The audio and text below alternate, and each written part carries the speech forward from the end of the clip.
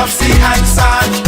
Now break down the acronym like you in class. Oh, they're selling the whole country. Ooh, they're selling aha. Now I never been down with no OPP. I talking about selling our people's property. Don't know who doing it, so don't round me out. Don't send no police round me and tell me shush my mouth. Where's our conviction? But where's our pride? We selling everything, selling our backside. Just go online, it'll make you sick. You can buy any island, just point and click. See, they're selling our country, yes, they're selling our land. They're selling our archipelago of sea and sand. Now break down the acronym like you in class. Oh, they're selling the whole country. Ooh, they're selling aha. Hey, hey. Ride him. My mother always say, when you find a donkey, ride it. Who's donkey? Man, come on. We got a whole nation in 73. Now we getting back the whole country. What kind of fools we must be, selling out for a bag of rice and a cup of tea. You know what does bug me? Help me understand. I can't find piece of property for under 80 grand. But I can fix this, I know what to do. I can squat just like them other people try make me do. See, they're selling our country, yes, they're selling our land. They're selling our archipelago of sea and sand. Now break down the acronym like you in class. Oh, they're selling the whole country. Ooh, they're selling aha. They're selling our country. Ooh, they're selling our land. They're selling our archipelago of sea and sand. Now break down the acronym like you in class. Oh, they're selling the whole country. Ooh, they're selling aha. I get everybody sells some every day.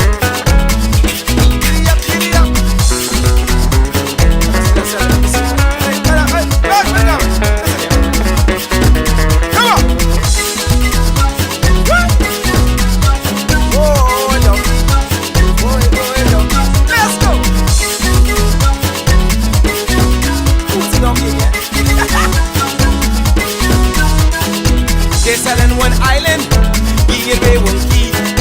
What can be left for you and me? It's just an example, what's our kids to do? You want them have a sense of pride, or go selling too. Cause they're selling our country, yes, they're selling our land. They're selling our archipelago of sea and sand. Now break down the acronym like you in class. Oh, they're selling the whole country. Ooh, they're selling aha. They're selling our country, yes, they're selling our land. They're selling our archipelago of sea and sand. Now break down the acronym like you in class. Oh, they're selling our whole country. Ooh, they're selling aha. They're selling our country, yes man. They're selling our land. They're selling our archipelago of sea and sand. Now break down the acronym like you in class. Oh, they're selling the whole country. Ooh, they're selling aha. They're selling our country, yes, they're selling our land. They're selling our archipelago of sea and sand. Now break down the acronym like you in class. Oh, they're selling the whole country. Ooh, they're selling aha.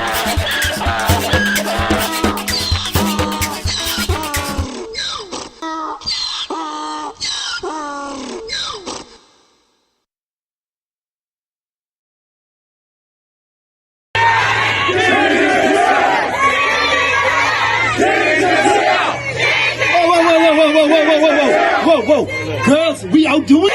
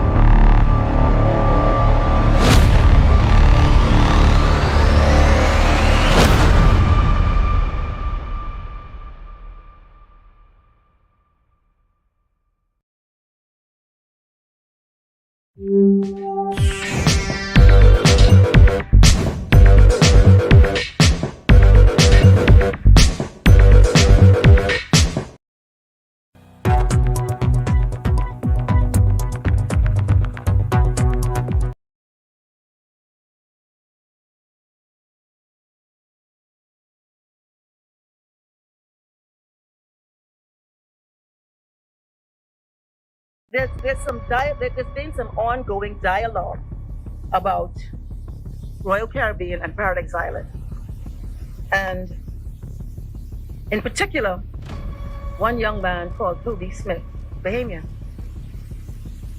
and he is representing to the country. And if I'm not correct, someone could stop me over there. That on the 12th of April 2012, he applied to the Department of Lands and Surveys for 17 acres of Crown land.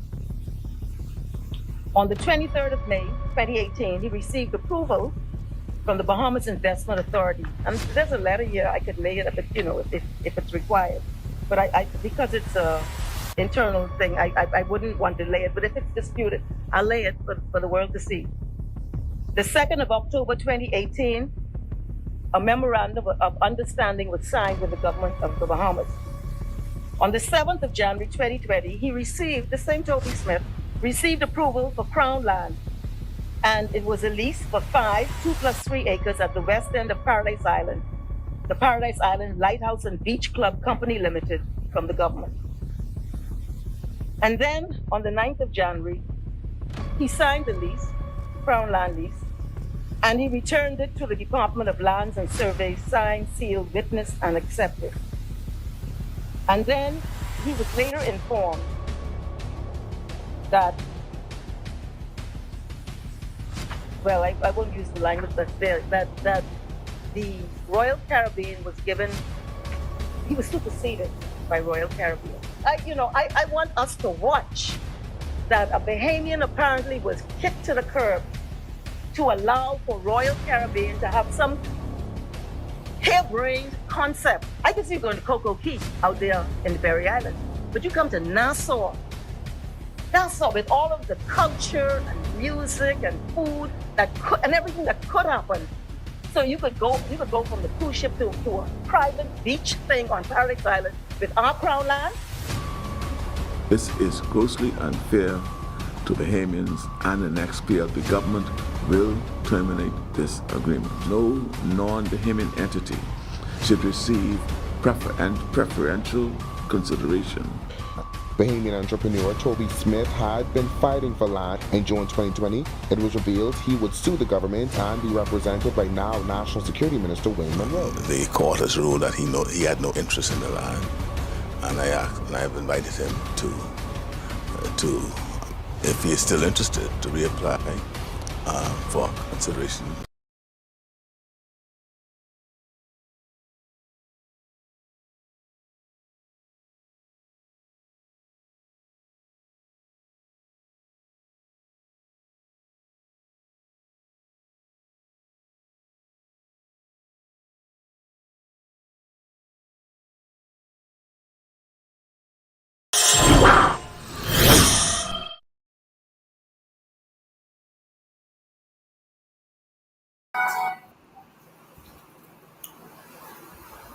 Good afternoon, ladies and gentlemen. Good afternoon, Bahamas, and welcome. It's always a pleasure to have you here. It is Sunday, and it is the 19th of March, 2023.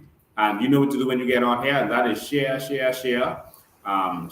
we can get the message out. The media has decided that it is going to allow the government to use it to stifle the truth and the message that should be going out, going forth to Bahamian people. But of course, they've not been able to do so far because of you, because you've decided that you want to see more, that you're not going to accept the media holding us back, the media lying to us, and the government of the Bahamas doing the same. Ladies and gentlemen, it's always a wonderful pleasure to have all of you here. I want to thank all of you for taking your time to share, tag somebody, et cetera, et cetera, et cetera. We got a couple of things to talk about today. Of course, ladies and gentlemen, welcome to Miami. And we are ready to let the world know what is happening in the Bahamas. We're ready to let the world know that our government committed crimes against humanity by abusing, assaulting Bahamian citizens, not only refusing them their right to freedom of protest, which is guaranteed to all, but also assaulting, abusing, arresting, kidnapping, and other crimes against humanity. If you're paying attention to the news, you would have seen and you would have noticed that Vladimir Putin, a warrant of arrest has been put out for him by the UN Criminal Tribunal. And so that's The Hague for crimes against humanity.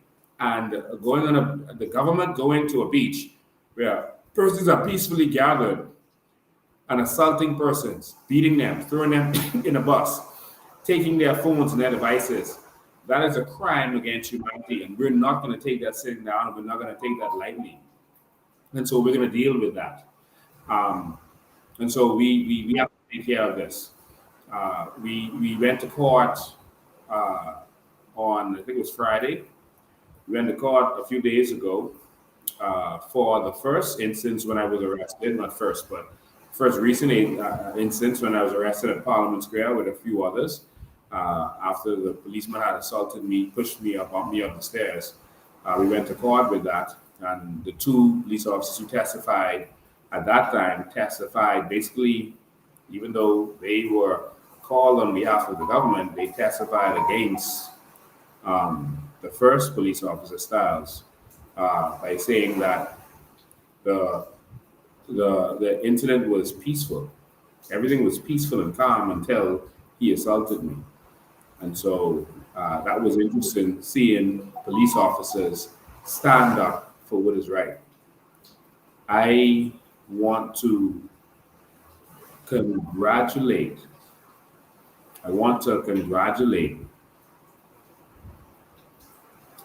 every police officer who says that they're not going to be used as a political prostitute or political puppet. I want to congratulate every police officer who sees wrong as wrong. I was on a police force, and I know the pressure that can come when they tell you to do something and you really don't want to do it, but you know that if you don't do it, they're going to hold you back, they're going to stifle you, they're going to stop you from getting promotions, they're going to transfer you somewhere you don't want to go, maybe make Warner or somewhere where there's a lot of mosquitoes. They threaten you with that. They have that as a joke. And I understand the pressure. And I want to congratulate those two police officers for being honest. I'm not saying this at all to sway your belief or disbelief in that case one way or another, or to say that we were right or wrong, or that the government was right or wrong. I'm just giving raw information like the news would do with reference to that, because that was public and people were sitting there. Because if we're guilty, we will pay. All right? We decided to take a stand. And if we're guilty, we will pay. So we're not saying this, and this is a disclaimer to influence you in any way. But I would just like to say that those police officers decided to be honest, and that's rare. That's rare. And I wanted to congratulate those two officers for doing that. All right? They didn't have to. They could have come on that stand and lie and hold the pressure. One of them was an inspector and one was a corporal. And they just were honest. They were honest. And so I would just like to congratulate them for doing that. And that's all that we'll ask of them, just to be honest. You know, be honest. So congratulations to them. And there's a place in the New Bahamas for officers like you. All right? So, ladies and gentlemen, we're looking forward to seeing all of you. We're looking forward to seeing all of you. We're going to be live on Thursday as we join Bahamians in Miami in this protest.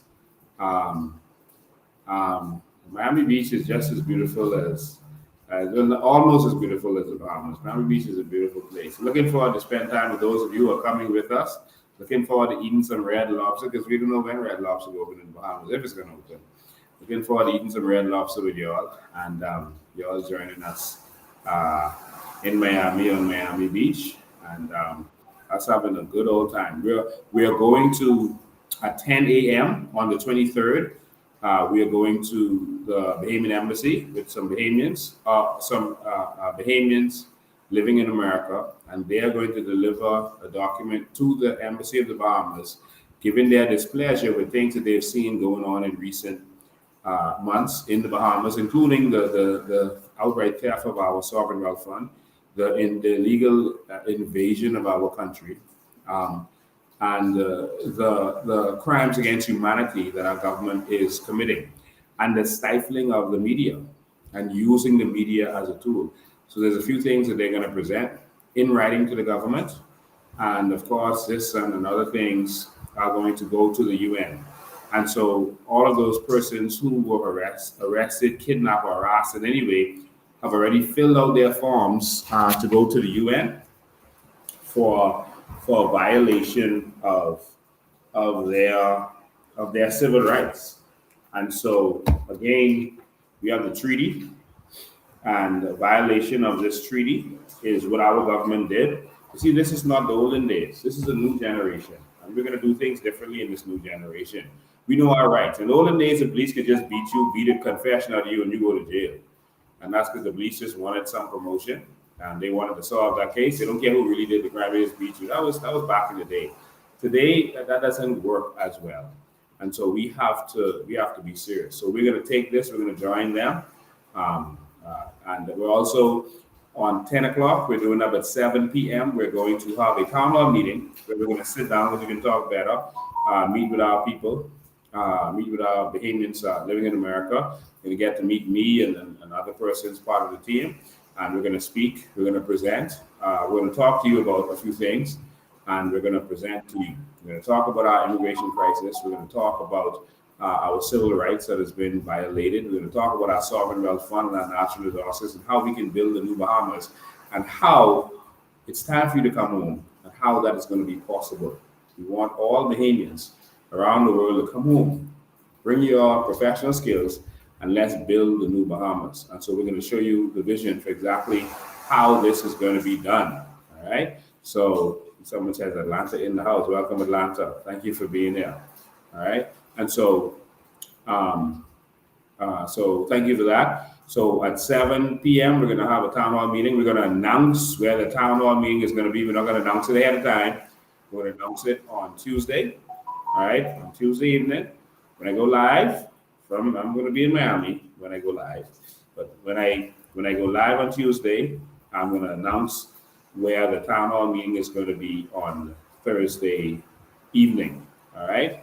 So we're not going to announce it ahead of time. So pay attention to my live on Tuesday and to our social media pages so that you can see the exact location of the center where it's going to be indoor. It's going to be a center where our town hall meeting is going to be. All right, so be prepared for that. Talk to all of your family and friends who are in the Florida area who want to take a drive down and spend some time with us. Probably eat some kung fritters or something like that. Tell them to come on down and hear what we have to say. We're preparing to build a new Bahamas, and so we're ready to go.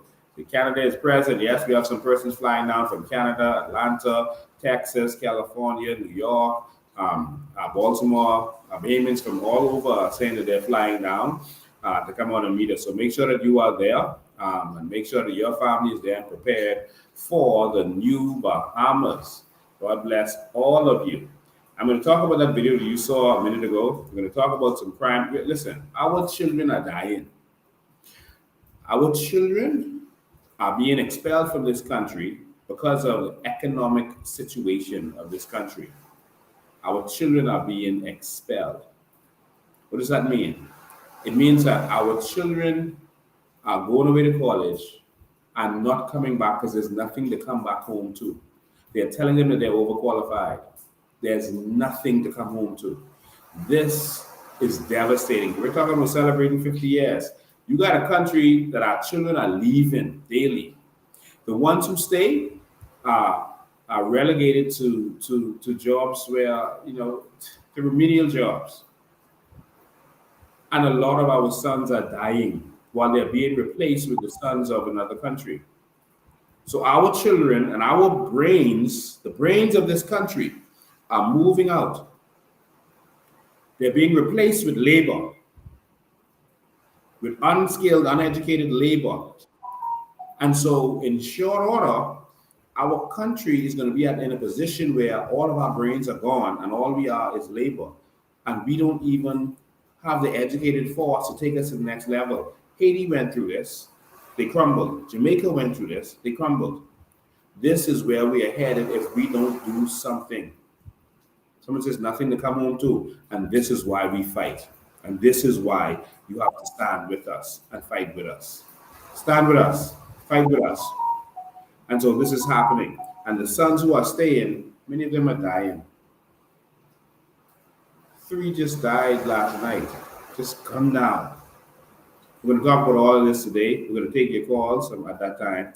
We're going to talk about all this. We're going to talk about that Toby situation with Glenn Santa Martin. It's sure she made some statement. We're going to talk about that in a sec. But also, you would know that Lanisha Rowe was arrested. You would remember that I did an entire live covering that Lanisha Rowe situation before anything was done with it. I presented the document that Minnis hid. Minnis got this document, this auditor's report, and he hid it and called. He removed Lanisha and he called an early election and he hid that document. But of course, our investigative skills pulled that document up. We found that document. We got our hands on that document and we revealed it to you. I went through that document line by line and showed you the devastation of Lanisha Rowe, her husband, Paul Telkin, and some other close associates. The devastation that they caused in ministries in this country, particularly the Ministry of Youth, Sports, and Culture. And after we presented that document to you, the public, and read it, the government had to do something. And then they arrested her. Remember? We presented the document, and the government hand was forced. They arrested her, and now she's before the courts. The COI is running this country. I want y'all to understand that we appreciate all of our organic Bahamian patriots in ministries all over this country, in offices all over this country, who are making sure that they are getting the information that we need to us. You are patriots. You are fighting for this country. You know that we will be honest and we will be fearless in making sure that this country goes in the right direction. And so, because of the actions of myself, Maria Daxon, etc., Lanisha Rowe is where she needs to be. Remember, I also gave information on the other one, Long Island, Adrian Gibson. I gave the information on him also. We're going to continue to do this. And we're going to call on the Bahamian people to continue to do that. All right? And that is assist us. Help us with the investigation. You may have a little small something, one little small thing. You may see a member of parliament somewhere, and that may be the piece of a puzzle to cause us to reveal something we've been looking for. No matter how small the information is, you send it to us. WhatsApp, 803-5995. You send it to us. Of course, you notice we have never revealed our sources, and our sources are secure. In all these years that I've been doing this, not one of my sources have ever been revealed. So you can be assured that we will make sure that you are safe and that no one knows who's sending us information. But no matter how small the information is, you send it to us, and we will know what to do with it. It may be the last piece of a puzzle to crack a case. And so we helped bring down Adrian Gibson. We helped bring down Lanisha Rowe, and we got some more to go. Shannon on Cartwright. You cannot sit down and say those above you made you do what you did. Brave Davis already has the files on you. You can take that however you want. Frankie Campbell, we're calling you out. Gone are the days when politicians will rape and rob this country and get away with it. It's time to clean up this place. Someone says send the number again. The number is 803-5995. 803-5995. So I get a lot of calls during the day. So if you see you call and you can't get me, just send a WhatsApp and we'll get back to you as soon as we can. We're dealing with a lot of things. And so some people say, oh, I try to call you and I don't get you. A lot of people are trying to call. So just send a WhatsApp, send information, pictures, whatever. You will never reveal who you are. No one will ever know who you are. You are safe, all right? But we got to make sure that this country is safe. And that's what this is all about, all right? So if you have information on any of these members of parliament, present or past, send up the information. We'll make sure. We know what to do with it. We will make sure that if you have information on the present member of parliament who's doing skullduggery, we'll make sure that the government has to deal with it. We'll put their foot to the fire. Of course, you know that we are fearless. All right? We are fearless. We will force the prime minister to do what he is supposed to do. All right? So do what you have to do. Take part in making sure that corruption comes to an end in this country. All right? So we're going to talk about all that stuff. Before I talk about Toby, I just want to show you one more thing. And this is the reason why we're doing that. This is Ambadar. Ambadar Thompson is Lanisha Roll's father. She was Thompson before. Now she is Roll. All right? And they have a problem with her name. That's why they charge her under a couple different names. They're not really sure who she is, I guess. Because if she had a passport, she wouldn't have an AKA. If she had an ID, she wouldn't have an AKA. So it's curious that they put her as an AKA. All right? And so all right, so all right, so this is Ambadar. He is Lanisha Rule's father, and he is talking about properties that Lanisha Rule get, and this is his allegation, this is his word, and so we can't confirm his word, but this is Lanisha Rule's father talking. All right, so all it works. You serious? Ambadar, seriously, all fun and jokes aside, you know where your daughter property is? Who? Lanisha Rule. Don't mix me. I don't fool with children things. Ask her and her husband. Okay, can I ask you something, Ambadar? You know I get a lot of information. Is it true? See, you was a PLB, right? Me? Is it true? I was a PLP before I was an airplane. And hold on a second, let me ask you the question. See, you know I like what the PLP they store. Is it true that your daughter purchased that property for over $300,000 in cash money? Let me get this good. You need to go ask Hubert Menace. Hubert Menace. Give us money. Oh, Hubert Menace buy that property for her. Yeah. Oh my God. Jeez. And Hubert Menace buy property for about 5 other cabinet ministers.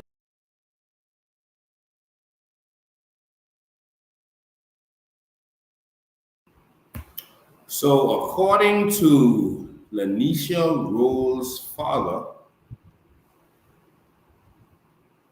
Hubert Menace bought property for Lanisha Roll and for 5 other cabinet ministers.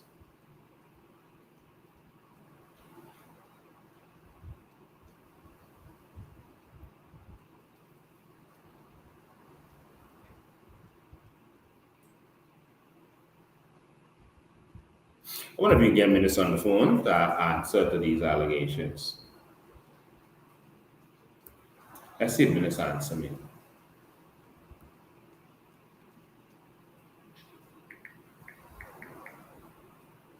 Hubert Menace.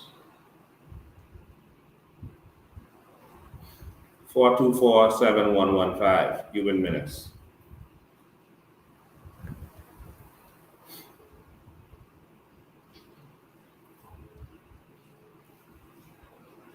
Yeah, so hold on. Say busy. Phone line is busy. So we're trying to call Hubert Menace. He's busy. We'll try to call him again because he needs to tell us what's going on here. All right. I don't know. Maybe he's on the phone with Lanisha, or maybe someone called him to tell him, hey, don't answer your phone.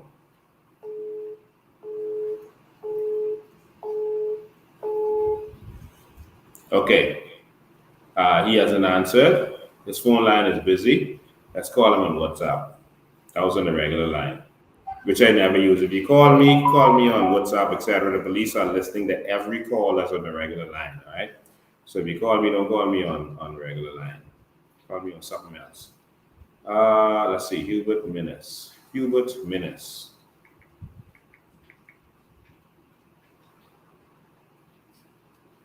See him there.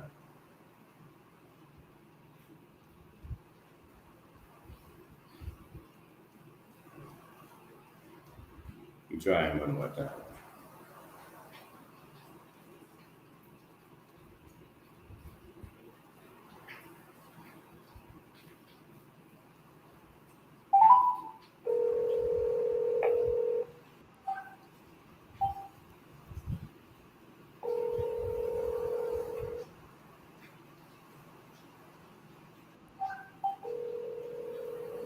It's ringing. And he hung up. It was ringing and he hung up the phone. All right. So I guess he's watching, or someone called him to tell him. I guess someone called him to tell him to not answer the phone. It was ringing and he hung up. All right. A few good minutes. All right. So I guess y'all could. One of y'all could keep trying him, and if someone get him, y'all could answer him. His number is 424-7115. That's Hubert Minnis, all right? So y'all could keep trying to get him. All right? But this is the country we live in. And so now what you saw before was Glennis Anna Martin talking about the situation with Toby.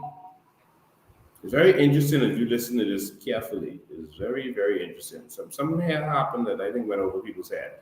Let's listen to this again. It's Glennis Anna Martin talking about the situation with Toby. There's been some ongoing dialogue about Royal Caribbean and Paradise Island. And in particular, one young man called Toby Smith, Bahamian. And he is representing to the country. And if I'm not correct, someone could stop me over there. That on the 12th of April, 2012, he applied to the Department of Lands and Surveys for 17 acres of Crown land. On the 23rd of May, 2018, he received approval from the Bahamas Investment Authority. And there's a letter here, I could lay it up, if it's required. But I because it's a internal thing, I wouldn't want to lay it, but if it's disputed, I'll lay it for the world to see. The 2nd of October 2018, a memorandum of understanding was signed with the government of the Bahamas. On the 7th of January 2020, he received, the same Toby Smith, received approval for Crown land, and it was a lease for 5 2+3 acres at the west end of Paradise Island, the Paradise Island Lighthouse and Beach Club Company Limited, from the government. And then on the 9th of January, he signed the lease, Crown land lease, and he returned it to the Department of Lands and Surveys, signed, sealed, witnessed, and accepted. And then he was later informed that, well, I won't use the language that's there, that the Royal Caribbean was given, he was superseded by Royal Caribbean. I want us to watch that a Bahamian apparently was kicked to the curb to allow for Royal Caribbean to have some harebrained concept. I can see you going to Coco Key out there in the Berry Island, but you come to Nassau with all of the culture and music and food and everything that could happen. So you could go from the cruise ship to a private beach thing on Paradise Island with our Crown land. This is grossly unfair to Bahamians, and the next PLP government will terminate this agreement. No non-Bahamian entity should receive preferential consideration.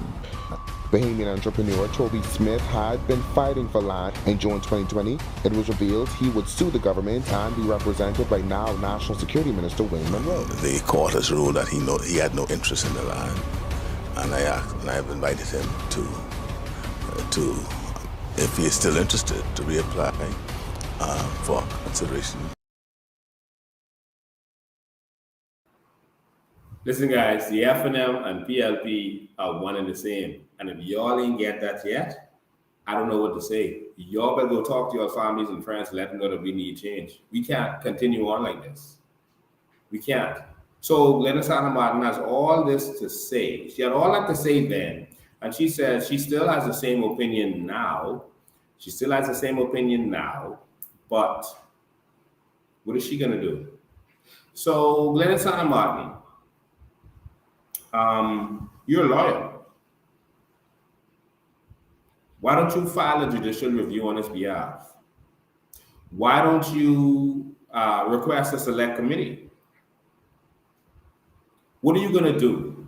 You see, these politicians like to impress you with talks. And so maybe she feels like, oh, if I say my stance is the same and I differ from government on this, then people are going to like me. And all I have to do is say something and then that's it. No. That's the old generation. They were impressed with your talks. What are you going to do? If you were so angry and disturbed by the actions of the Free National Movement government and now the PLP government, why don't you do something? What are you going to do? We don't want to hear you say something and move on because they can silence you now. We want to see what you're going to do, Glenys Hanna Martin. Glenys Hanna Martin, unless you stand up and do something, you are a fraud. We are not impressed with your talks. We are tired of that old politics. So are you going to form a select committee?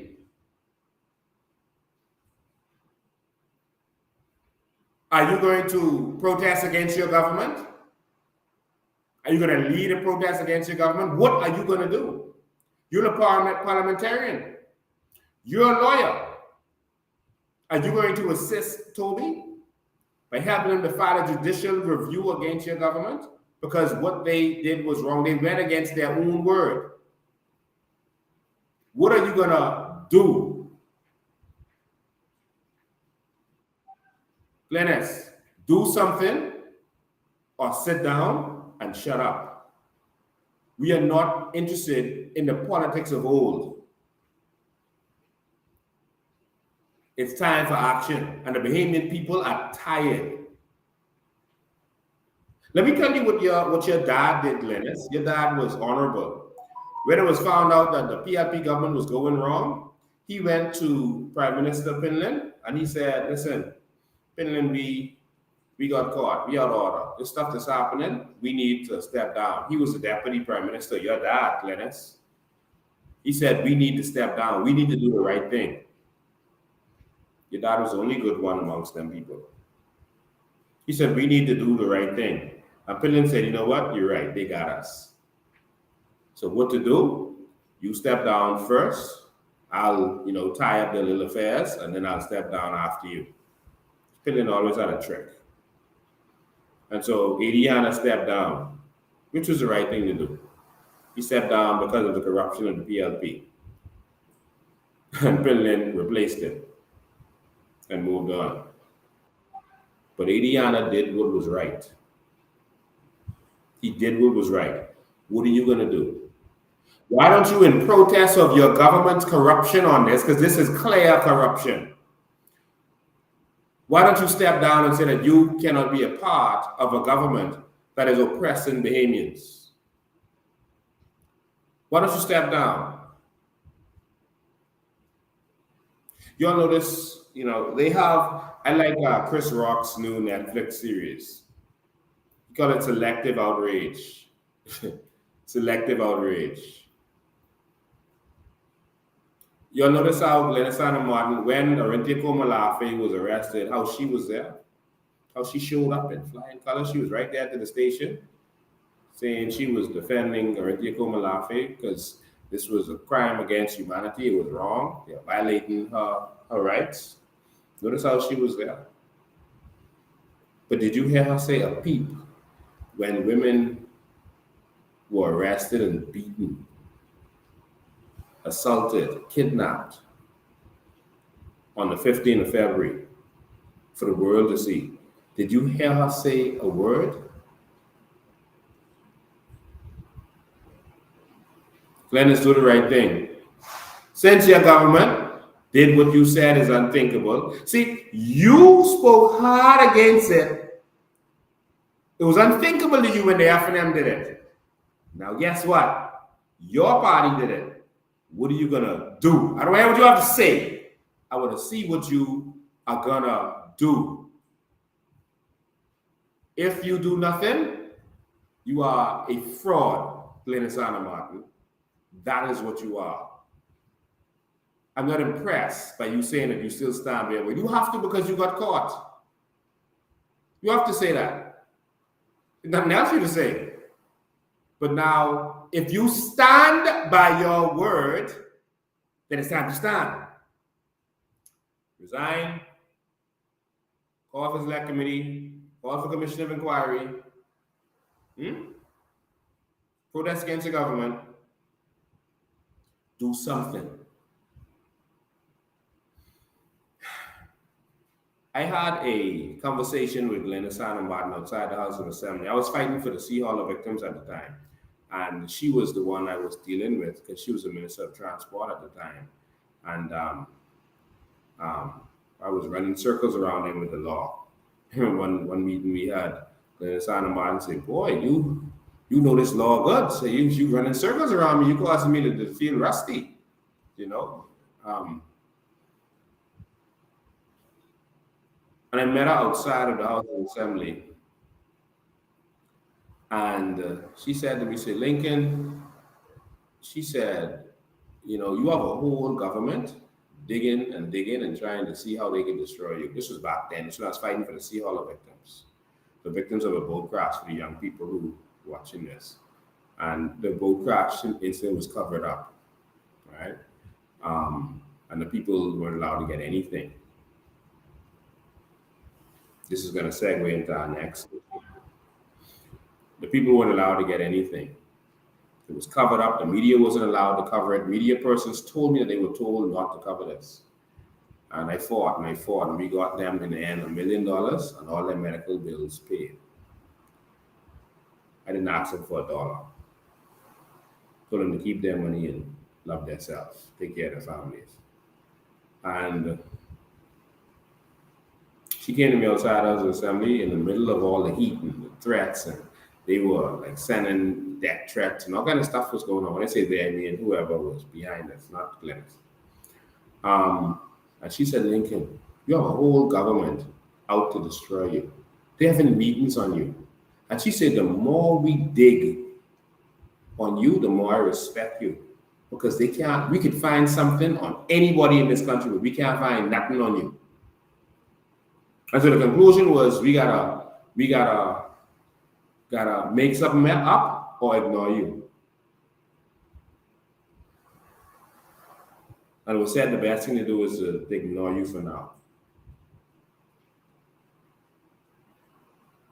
But she said, I respect you because we can find something on everyone, but not you.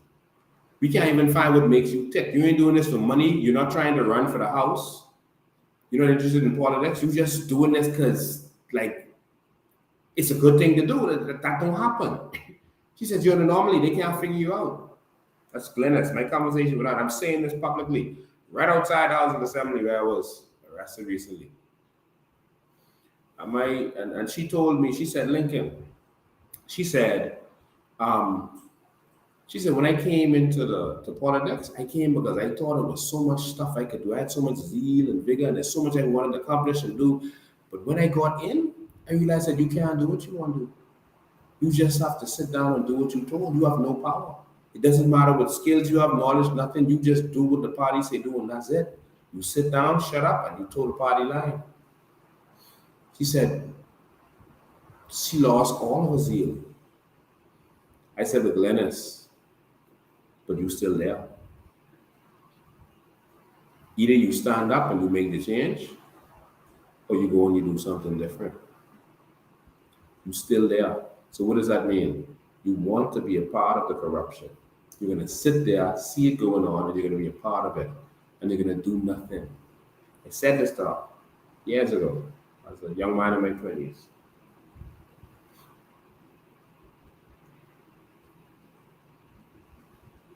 And she's still there.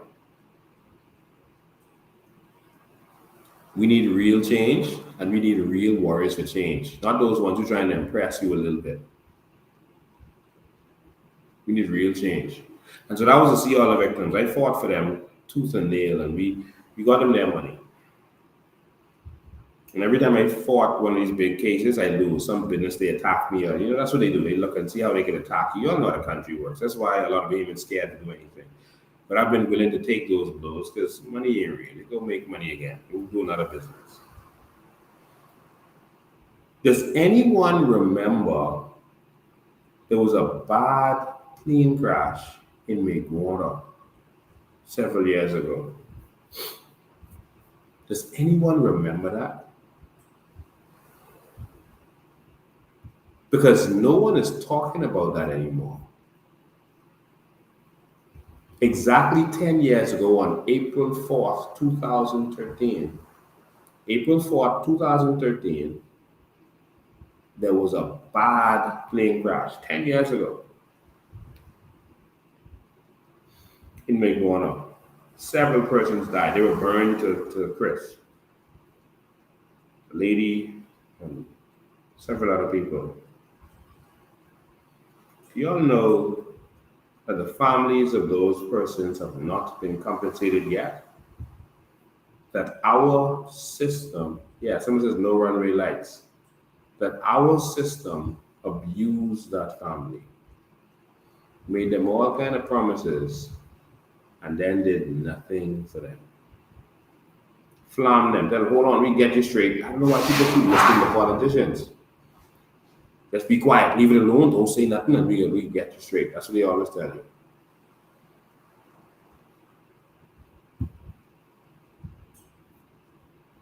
The family actually sued.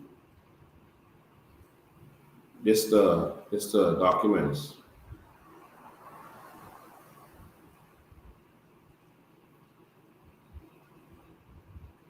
This the documents. They sued the Department of Civil Aviation, the Ministry of Transport and Aviation. They sued the Attorney General. All right? They sued everybody.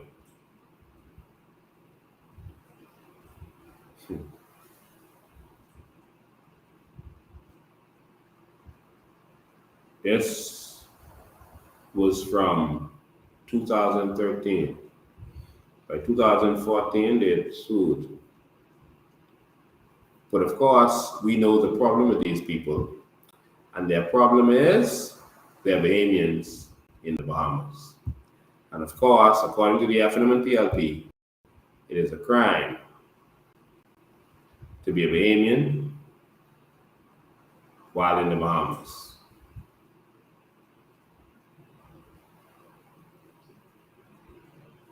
We need change. We need change desperately. Trying to get this change on the screen for you. I think you can still see and hear me, but on the problem system. Okay, here we go. They sued. Here are all the documents. They sued. Because they're Bahamians, they got nothing. The government allowed a plane, and it's the same premise that I went after the government with, because people saying, oh, you got to sue the boats, you got to sue the boats. I said, no, you don't sue the boats. The government allowed the boat, the Sea Otter, to leave here, overcrowded, with not enough life vests, etc., etc. The government allowed that because the port lets you leave. They permit you to leave. They're there when you leave it, and they allow them to leave like that, and it caused that. So I said, no, we're going after the government. And that's what we did. And that's what this family did. They also sued the I Group. They sued them in the US because the I Group had promised the government that they would fix the runway, but they didn't. And the government depended on the I Group to do it, but they didn't. They sued the I Group, and then they sued the Bahamas government. They said they ain't even gonna go out date yet.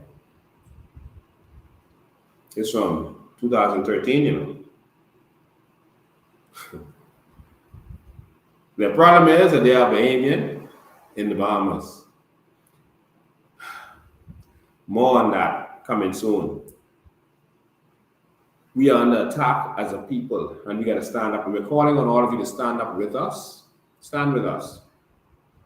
In Miami, we're going to 100 Biscayne Boulevard, that's the Bahamian Embassy, and we're going to protest peacefully. And then we're going to be gone. And then that evening, we're going to have a town hall meeting. We're going to announce the town hall meeting on Tuesday, the location of it. It's at 7 o'clock, so just be prepared. And in Miami, there's going to be a town hall meeting, all right? Then we got to move a certain way. Make sure you're there. I also want to congratulate all of those who have supported us. We are now, as of 2 days ago, officially 2 years old. We are now officially 2 years old. This is our flyer announcing our official candidates launch, the launch of our party on Wednesday, March 17th, 2021. This is when we became official. March 17th, 2021. We are only 2 years old. If you count when we were independents, working together, we actually officially became a party after the election. All right, just to make that clear, after the election, we became an official party. But we started our political move on March 17th, 2021, just 2 years ago. Congratulations to all of you who sacrificed yourselves to make this possible, who sacrificed to make this possible. The people behind the scenes. We've decided to take a strategy. You play in block, you hide your deuce of diamonds and deuce of spades. You don't let them know what's in your hand. You play in poker, you can't let them know what's in your hand. So people are wondering, okay, who's the people who are going to come out and be the candidates and be the minister of this and that? It's not time. Patience. Patience. We already put a government in place. They're doing their job. In the meantime, we are preparing to build a new Bahamas. And we have a lot of credible people who've been coming on board. And we want to continue to ask persons, if you're ready to stand up to bring change to this country, can contact with us. Call 557-4158, 557-4158. Let them know you're interested, or you can just go to our website and click on candidates application. We are taking candidates application now, and we are vetting our candidates. I was the first one to be called, and so I was vetted. They grilled me for 2 hours. It was all up in my business. I had to show them everything. All right, and so I have nothing to hide. All right, so they met with me. They've already met with Charlotte and others, I guess. And so we are ready to take this to the next level. And so we are not going to release our candidates early. Now they're going to go out there and start doing some work, but we're not. Someone asked me, why don't you release your candidates early? It's a simple reason. Because they're going to pick them off. They're going to start to destroy them, find out what business they're doing, attack their business, offer them bribes, et cetera, et cetera. We got to be sharp with this, y'all. And so if you believe in the movement, understand that we got to move a certain way. We got to be wise as a serpent and harmless as a dove. We got to move sharp, all right? And so I've decided to stand out there and take the blows. So was Charlotte. She's standing out there taking the blows. She's an awesome chairman of this organization. Phenomenal. So is Maria Daxon. She's a phenomenal deputy leader of this organization. Some people don't like Maria's style. But Maria is someone out there standing up for the Bahamian people. And we have to respect that. She's putting her career and everything on the line. She's standing up. There's not many willing to stand up for Bahamian people like that. And so she gets attacked. I saw they were spreading a video of her, how the children were, clowning around. They were having some fun. And she was, by one of them. That was in her house in the video. But they was clowning. One of our children was arm wrestling with the other one. And they were having some fun. That was their family group, but it accidentally got in another group, and people were sharing it around, saying, you know, why are they being so playful? Listen, man, love your children, love your family. That's what we're fighting for. And so we're gonna be, you know, if you love your children, you're gonna do some things with them. And so that video accidentally went up there. All right, I was just clowning around with her children, teasing them. You know, 2 daughters, seeing who could arm wrestle who. All right, and so that's really what that was. All right, so the phone line is going. I didn't open the phone lines yet, but I'll take this one call because I got some more stuff to show you all. Let me take the call. Good afternoon, you're live. Oh, I'm sorry. I was trying to call you personally. I'll call you then you can just help us again. Okay, no problem.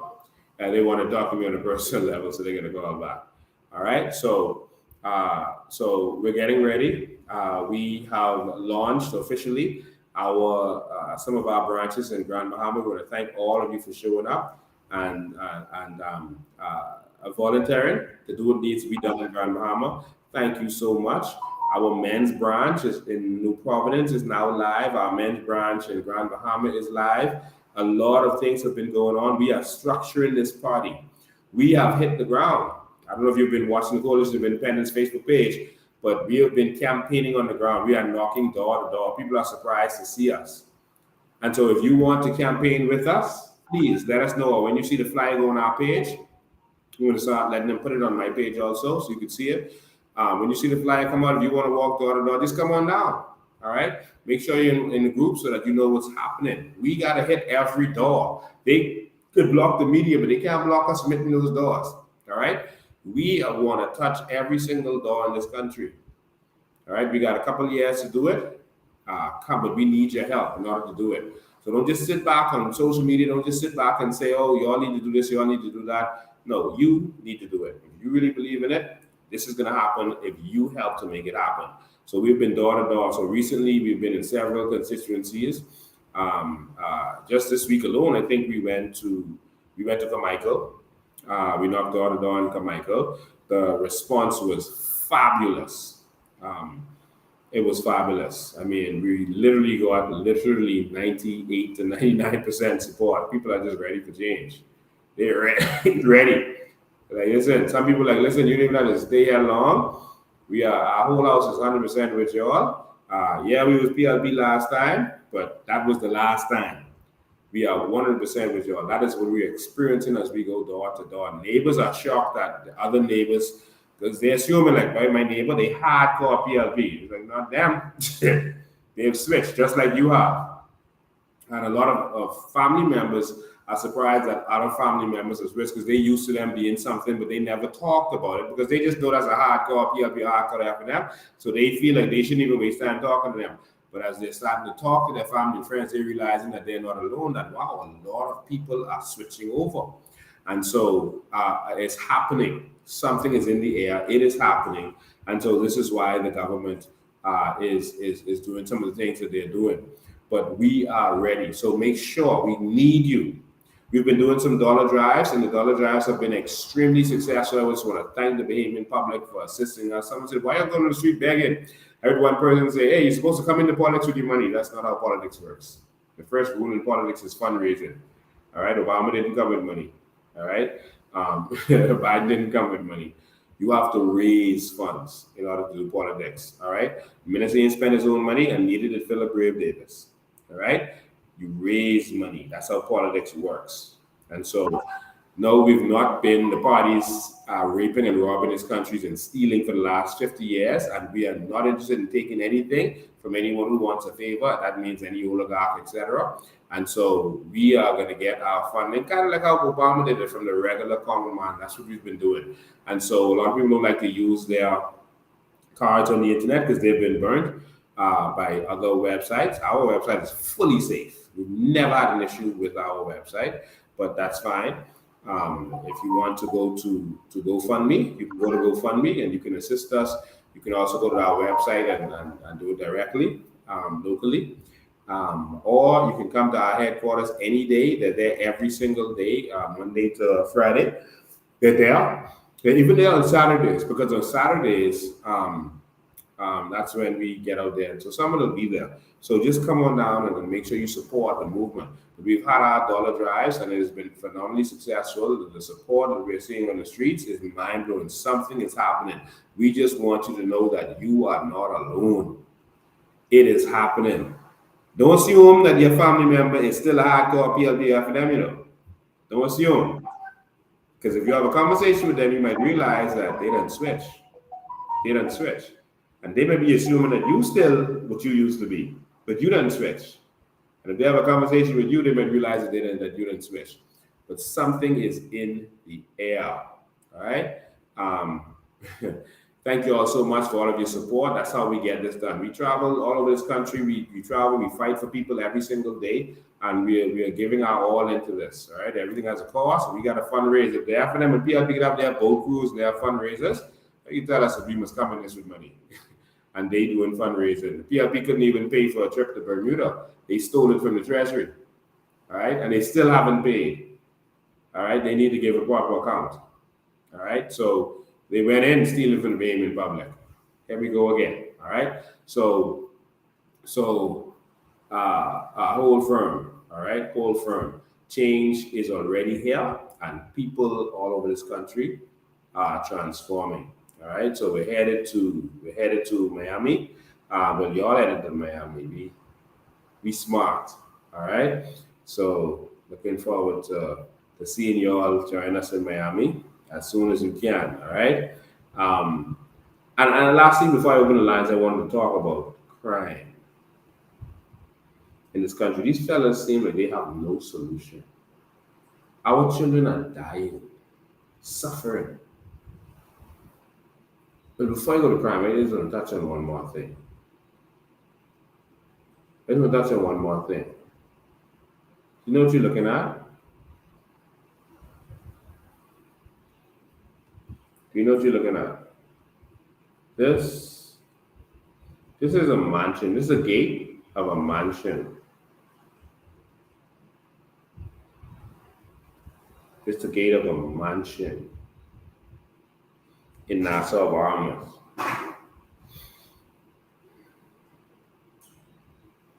Mansion has been abandoned for some time. Good house, not like a rundown, nothing, but just no one has been there. This mansion has been run down. Guess what's happening to it now?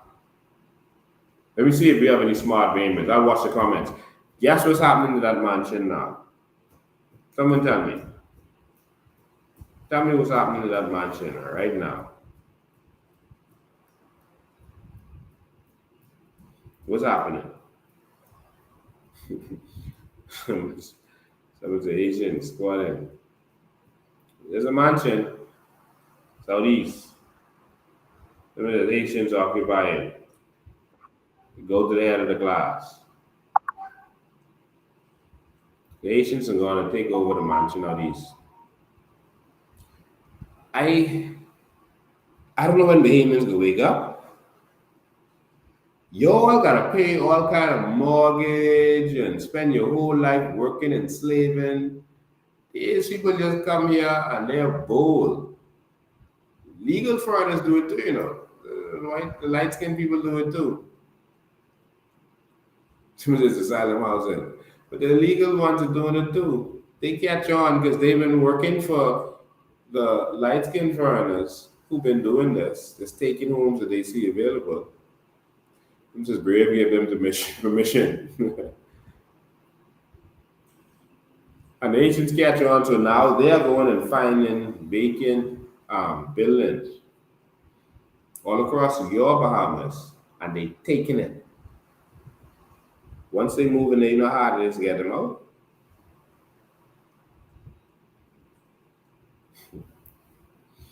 More on that, all right? More on that. This, I don't know. I don't understand how Bahamians don't realize that we are in trouble.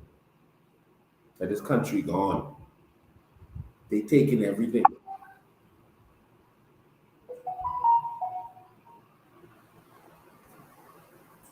They're taking it. It's the bold crew that's coming now. I'm getting complaints every single day. This is a video from a church they have some Haitians who just take over next to them. I guess they squat right next to the church. And they had all their derelict vehicles in the churchyard. The church people, they had nowhere to park and they refused to move it. Finally, the church had to move the vehicles in order to get rid of them. But they had their derelict vehicles there and they was using it for parts or whatever they was doing. They just keeping it nasty. They living next to the church in their little shanty, whatever, but they was taking over the churchyard. And so the church moved the derelict vehicles, and then what they was doing was parking in the churchyard too. So the church people couldn't, when they come there to have church on a Sunday or on the nights whenever they have in church, they parking because the Haitians was just taking over the churchyard, and they wouldn't listen to them. And they biggity in our country, biggity in our country. That's the church now. See, we didn't show Miss Curry and how they take over our land. We've already also shown another young man on Bacardi Road that they took over his land. There's several Bahamians who they just taking their land and they ain't moving. That is the church. We showed you Paradise Island. They take that. Several buildings. We showed you one, but there's several villas on Paradise Island that they just took. You all can't stop them. And you want the government defend them on the Paradise Island situation. The government run to defend them. And the minister commenting on that. In the Curry situation, government run to defend them. Bahamians can't get no help against these people. So what they did was they put the poles and the chains up around the perimeter of the church so that when the church come, time for church, take it up parking. Let me show you what the Haitians did.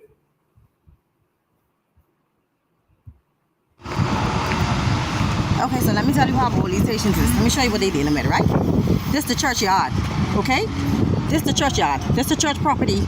We're supposed to be able to have access the church, but we can't. We had to put up chains to make sure there's one vehicle. These vehicles do not belong to any members in the church, okay?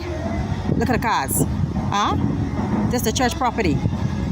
All right. We had to put up these halfway poles and chains to ensure that these vehicles are not parked on the church property, because what they have been doing is parking vehicles, derelict vehicles, as well as vehicles that they are fixing. They have been parking these vehicles on the church property. So when we come to church, we do not have access to our own church parking lot. This is ridiculous, and something needs to be done with it, okay? Because I'm tired of it. They put chains up to prevent them from coming in the yard, okay? Nonetheless, now this is a Sunday morning, and you have the church members who cannot come into the church property, okay? Where are we supposed to park, Where are we supposed to park? Because they now, in defiance of the chain and the poles, they decide that they're going to take their vehicles now and line them on the outside of this property. This is ridiculous, and somebody better come and deal with it before it gets out of hand. That's all I have to say.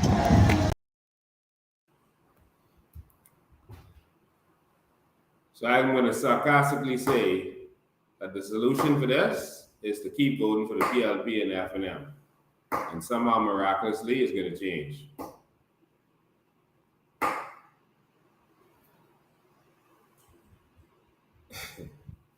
I know Haiti like the back of my hand. What y'all seeing is a joke. They are going to get more bolder, and there's going to be blood in the streets. Y'all mark my words. Don't listen to me. Mark my words, though. There will be weeping and gnashing of teeth because Bahamians soft. And this new crew that has come in, this is a bold crew. The same mommy that we grew up with. There's a different crew. There will be blood in the streets unless we do something. If we don't get a government that is for Bahamians, you see what the Dominican Republic had to do? They realized what was coming. They realized what was happening. They were starting to interfere with their elections, and they were starting to get bold and bigoted in their country.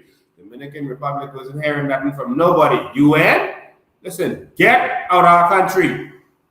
Come here legally. And And they did what they had to do. You don't want to put no pressure on them. The U.S. ain't say nothing and no border them, or no one put no sanctions on them. They got to protect their land. But our government uses that as an excuse to say why they can't really do. Oh, there's treaties, there's things we're part of. The Dominican Republic is a part of all those treaties, including WTO, and we ain't in that. Every treaty that we're part of, the Dominican Republic is a part of. They dealt with that. No treaty. Y'all are being paid off and y'all are making money from selling documents to these people. That's why y'all are entertaining it. Because every time that plane comes full loaded with these illegal immigrants, every time, that's more customers for y'all. That's why y'all allowing it. But your gravy train is about to end. Your gravy train is over. Charging these people up to $12,000 now. Huh? Look at Bahamas there. 140 again. Every Tuesday. It's the Haiti flight in and Saturday. Look. You got about 150 of them in here.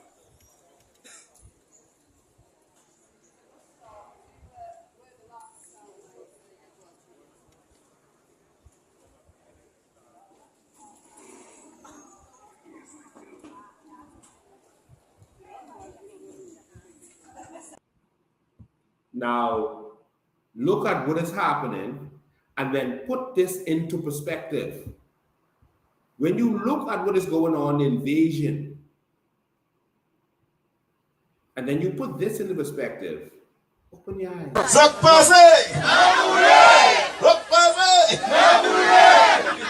Let me just say that I have always been a part of this community. And there's no accident. I know how to do all the He says he has always been a part of this community, and there's no accident. He knows how to do all the dances. Listen to him. Because I always be and share with you. Because you are me and I am you. You are me and I am you, he says. That's his words. See, he ain't know they was recording him.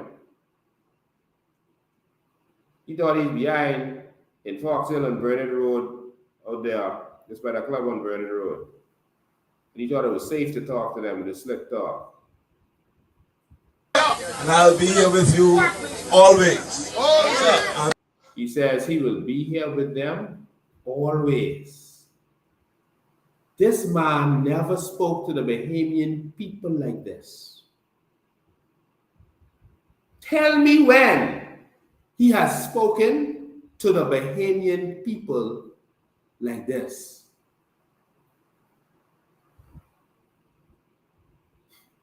Those who knew me from the past and know me now, they always knew that I was there and always been there for you.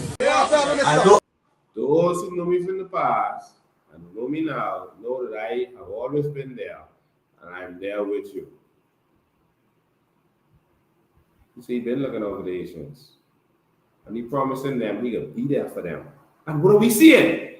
So when Miss Curry is assaulted by Haitians, her house broken down, her crops destroyed, she's threatened by Haitians. What does he do? He sends a police officer to defend them. See? He said it, and he's doing it. He's been a man of his word to the Haitians, but not to us. You see? I don't call you all are not Haitians, Bahamians. You are Bahamian, yes. And your origin is Haitian. Mine too, and many of us. You have to stay apart. He said his origin is Haitian. Many of us.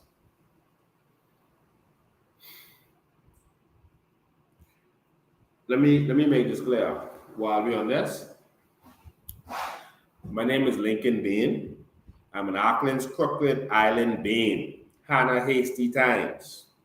Auckland's Crooked Island. I'm a poitier from Cat Island. Not one poitier in Haiti. That's not a Haitian name. That's a French name. Many of the names that y'all think is Haitian descent, they're not Haitian, they're French. Nothing to do with Haiti. All right? Because you ain't gonna find no DeVos in Haiti, or even Delevos. French names. I went to Haiti and I did my research personally there. I actually found a bean in Haiti. I found several beans in Haiti, but they were actually descended from the Bahamas. I was shocked when I went to my lawyer office and the secretary in there was a bean. I said, bean ain't no Haitian name. She said, no, that's not a Haitian name. She said, that's from the Bahamas. Said her father came from the Bahamas. He went to Cuba, and he was with a Cuban of Haitian descent. They somehow ended up in Haiti, and that's how they ended up there. But she said she's a Bahamian. Well, our history is Bahamian. I am a Roll Bow from Exuma. Proud Bahamian. You know, mix up here. I have loyalty to the Bahamas and my Bahamian people, and if loving you is wrong, I don't want to be right. To my Bahamian people, I love you. We are brothers and sisters, man. We got to come together. I don't care if you black, you white, you Chinese, you Bahamian. We got to come together and save this country. If loving my Bahamian people and my Bahamas is wrong, I don't want to be right.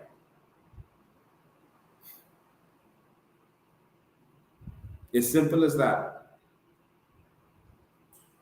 If fighting for my Bahamas means that I am wrong and I'm going to be wrong for the rest of my life,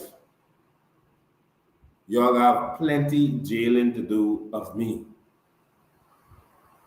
Because I got to fight for this. At least I go down trying. Ain't nothing to be scared of, y'all. All of us coming out of this dead, you know. At the end of the day, all of us coming out of this dead. Although I will never die. Because of what's inside me. But at the end of the day, it's not fair. I love my Bahamas and I love my Bahamian people. I even love them trolls who fighting me. I get locked up for them too. It could be a new Bahamas for them too. Understand what they're going through. And so now you start to see why we're in the situation we're in because of this demonic man that we put in power. Let's have some more from him. For now, so we can be together later. Here on now.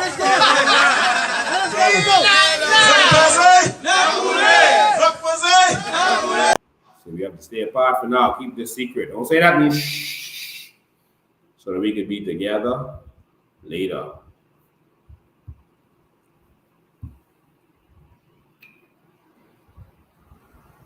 Last thing I'm going to talk about is the crime. We are overrun with crime. And these fellas don't know what to do. Officers now are placing that body onto the gurney. Not officers, that is, but morticians are placing that body onto that gurney, and he will be placed into the rear of this vehicle. The homicide is believed to have happened here in front of this apartment complex. There's homes on both sides of the street, leading from the entrance of the street up to what appears to be a dead-end corner. Young man. They collected. This is in Montel Heights. It's called Akel Close.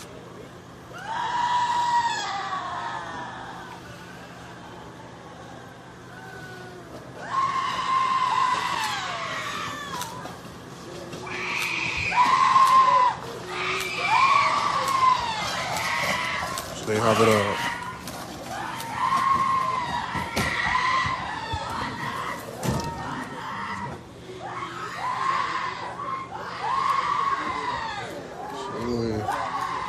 very emotional scene unfolding here. Family members stricken with grief as I watch yet another young man be carted off by morticians.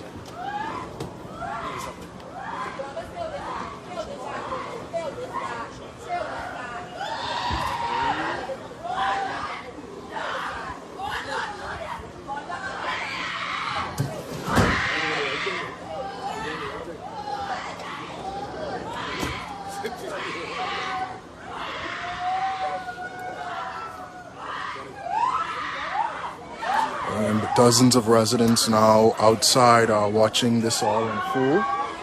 The Eyewitness News team, as I would have mentioned, we will be moving to the next homicide scene that occurred on Sampson Street, Nassau Village. So we will have a break in this live broadcast, and we will come back to you in just a few moments. For those of you joining us, continue to stay tuned. We will be live in just a few more moments.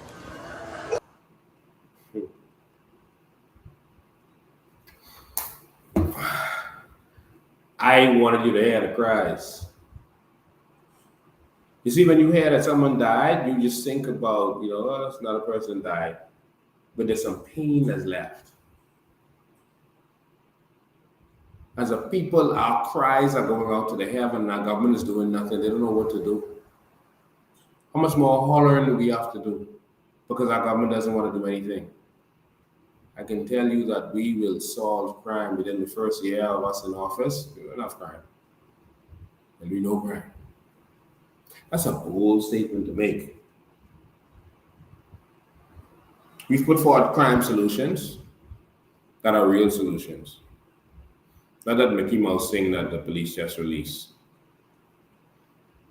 They're not hanging murderers, and of course, if you don't hang murderers, there's no consequence, and fellas know they can get back on the street, etc. Why wouldn't they murder? Why wouldn't they? If there's no real consequence, and they might get away, 50-50 chance they'll get away, yeah, and why not murder? Someone say, oh, they stopped the death penalty. They've not stopped the death penalty. It's on our books. No one can stop it. It's in our Constitution. All the Privy Council asks is for us to define the worst of the worst. And just like they were using the court decision as an excuse, the court decision for the Haitian shutting down as an excuse, just like they was using that. They're using this as an excuse. All they have to do is go in House of Assembly, which we could do in week 1, that we get in House of Assembly, define worst of the worst. And once that is defined, the Privy Council can't make a judgment against it. That's it. And then you can start hanging again, but they don't want to hang. Oh, America don't want to. America hangs every day. What are you talking about? America, no, sorry, they don't hang. They execute. I said it incorrectly. Sorry. They execute. They use mostly lethal injection.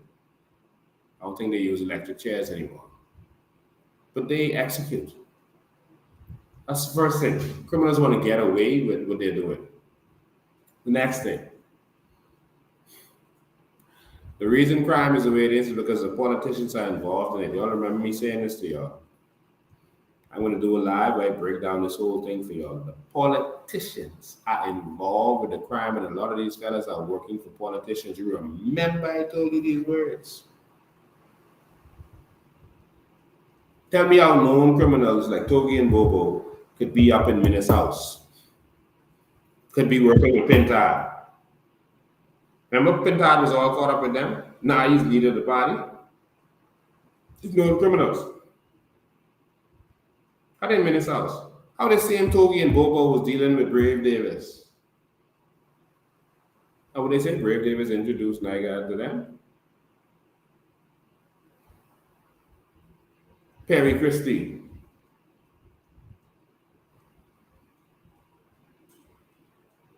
Remember they had the big fight in the cabinet? Shane Gibson, Kenyatta Gibson and what's his name? Code Smith.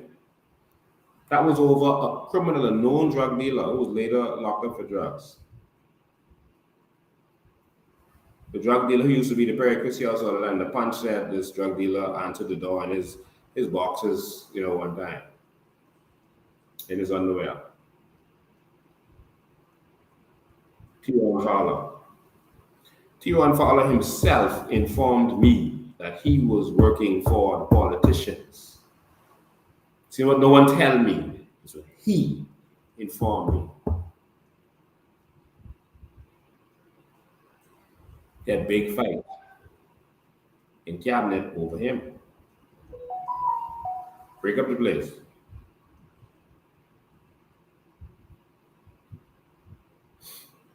There's a man who was just released from prison. It's a man who was just released from prison in the United States of America. His name is Ozzy. He's done his time, so he's free to start a new life.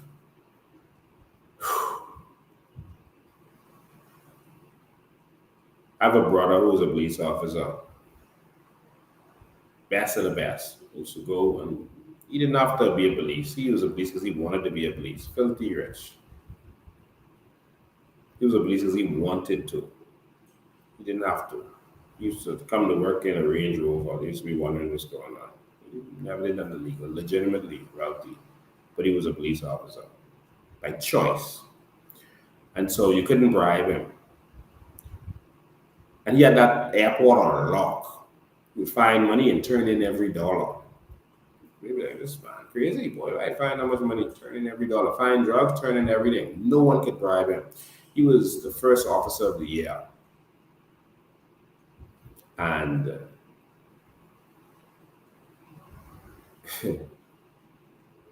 he had the airport on lock. The U.S. Embassy loved him. The PLP won the election. And once the PLP won the election, I think it was 2002. Once the PLP won the election, the drug dealer came to my brother, Ozzy, and said, we transferring you as far from the airport as possible. We in power now. My brother said, well, you gotta be crazy to get from around here. My brother brush him off. My brother felt good. He was he's the officer of the year. He had all these arrests. The U.S. government loved him at the airport, and the Bahamas government loved him. He had the airport on lock. And drug dealers couldn't move nothing. And Ozzy Game was there to my brother. Right after that, my brother gets a call. We transferring you as far from the airport as possible. That's what they say. They said they're transferring them to Elizabeth Estates Police Station, which was as far from the airport station as possible. What bothered them wasn't getting transferred, you know. The embassy had issue with it. I heard, all the officials down there had issues with it. We're not negative though. The PLP wanted to open up the airport so things could flow, so that money could flow. What bothered him was that the drug dealer came and told him that he was being transferred.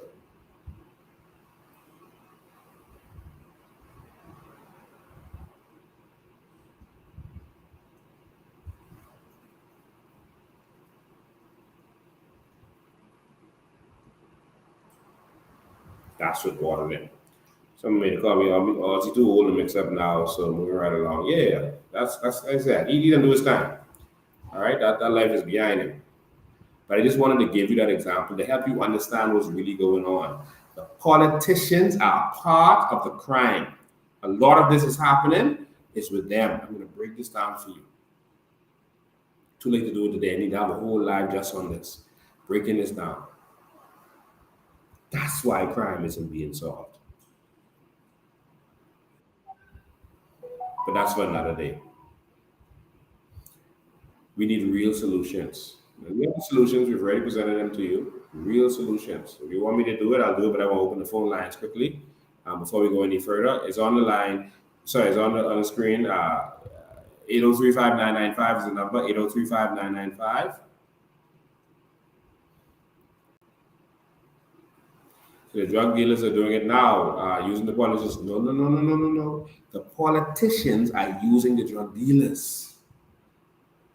Even in Colombia, in Mexico, the politicians sanction the drug dealers, and the drug dealers are partnering with them and they work with them. This is real. And then when they get too powerful, they get too big, then the politicians cut them down and they empower another one. When the other one knows too much. Wake up. I got T-Ron Fowler book. He wrote a book. I told him he was going to kill him when he write that book. I have the book. Plenty of politicians' name in that book. I have the book. That's what I can say for now. So that's what's really happening. They're not going to solve crime. 803-5995 is the number. Let's talk.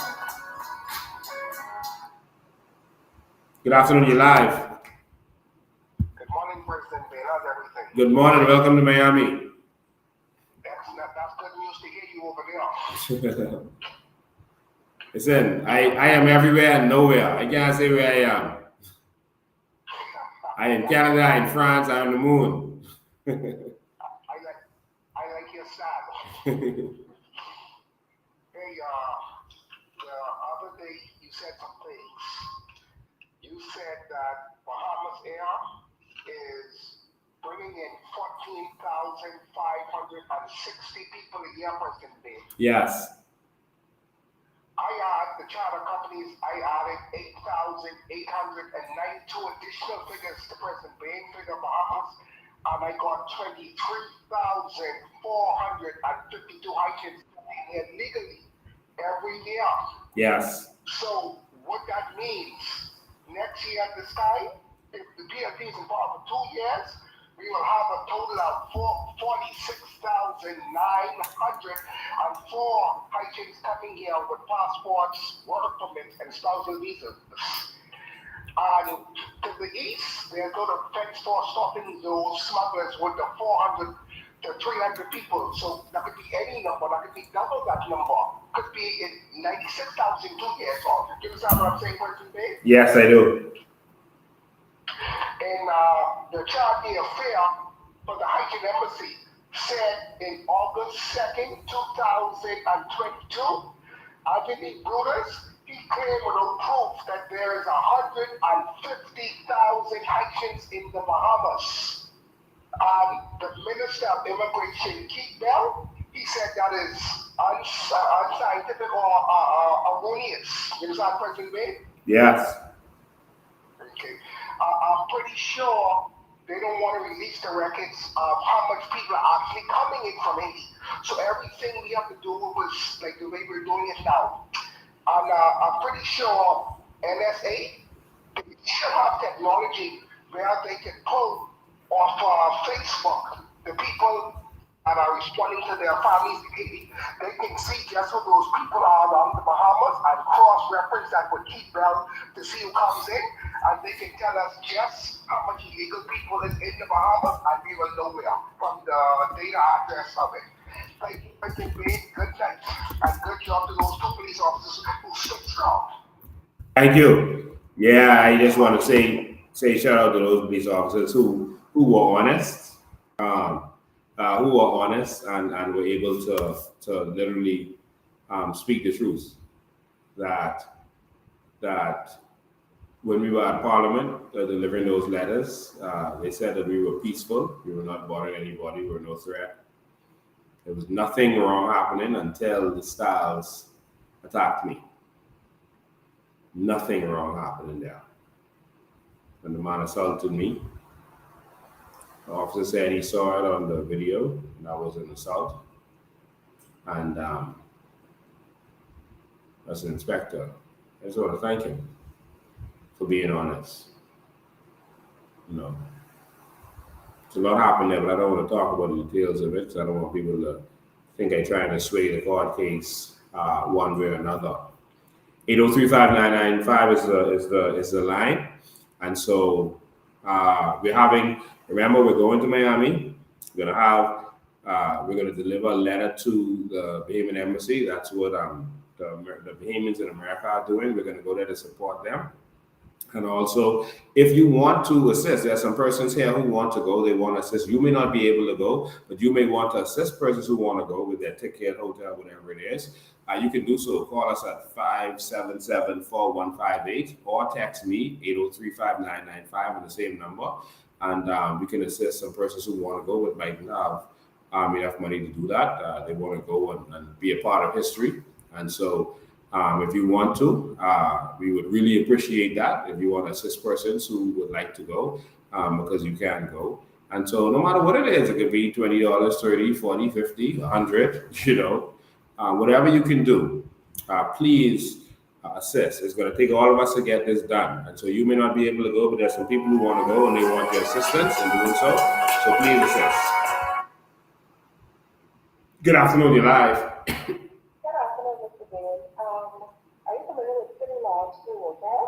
With what? City Lodge through Overhill. City Lodge through Oga Hill? Yes. Okay, since your mom passed away, it has been abandoned. Who has been listed in the past, the City Lodge as well, abandoned as well, and the Haitians completely took over that yard. What? Yes, directly in the back of City Lodge is William Lewis, and it's just crazy. It's a lot of criminal activity going on in that yard, and it's like, I don't know, you call the police or whatever, and they never come. It's like they completely forgot about that area, but it's a lot of criminal activity going on in that yard. It's like our government and police have been bewitched. It's like they fix. It's like something wrong. Yeah, but it's so scary because I live alone. You know, Wow. every day it's a new thing in that yard. I think a few years back, it was a homicide in that same building, City Lodge. Yes. If I'm not mistaken, yeah. So just putting it out there, you know, a lot is going on in that yard. All right. Thank you so much. Thank you. All right. So I was getting a call just now. You can call back. All right. 803-5995 is the number. 803-5995 is the number. So you can call us back. We are live. We gotta do something. Our country's in trouble, and if we don't do something, I don't know what else. I don't know what else. We too soft in this country. That's the problem. I can play a little clip for y'all. This is France. They just remember how the national insurance is plotting to increase national insurance and increase the retirement age. Well, they just did that in France. And let me tell you something. Them people in France turning that country upside down. They don't play when it comes to this stuff. And so I just want you to watch this clip. And the government will reverse that. They put a law, a few years ago, they tried to put a law in place where employers could fire you without cause. Let me tell you something, them people in France hit the streets and they reversed that law immediately. Watch this, y'all. And throughout France, clashes with police. Last night in Lyon, protesters ransacked the town hall, smashing storefront windows. Police are trying to block off streets to try and corral the crowd, but you can already see dumpster fires already happening, debris all in the grass here, and you can still smell that there's tear gas in the air. French people angry after President Emmanuel Macron forced through a pension reform bill without a vote, increasing the retirement age from 62 to 64. Frustration fueling strikes, airline to railway service disrupted, garbage piling up. Why is 62 to 64 a big deal? To be able to work and as well to have our proper life and good health. She's talking about a quintessential French value of work-life balance, and French citizens say they pay more in taxes than most, so the return, an early retirement. But Macron and his supporters say with a lower birth rate and people living longer, the pension program is in jeopardy of running a deficit. Now this hallmark of French life hangs with the opposition, who will hold a vote of no confidence in the coming days that could collapse Macron's government and overturn the bill. A vote from lawmakers could come as soon as tomorrow or Monday, but these protesters say they're not letting up. In fact, a national strike is scheduled for Thursday. Jose? Thanks.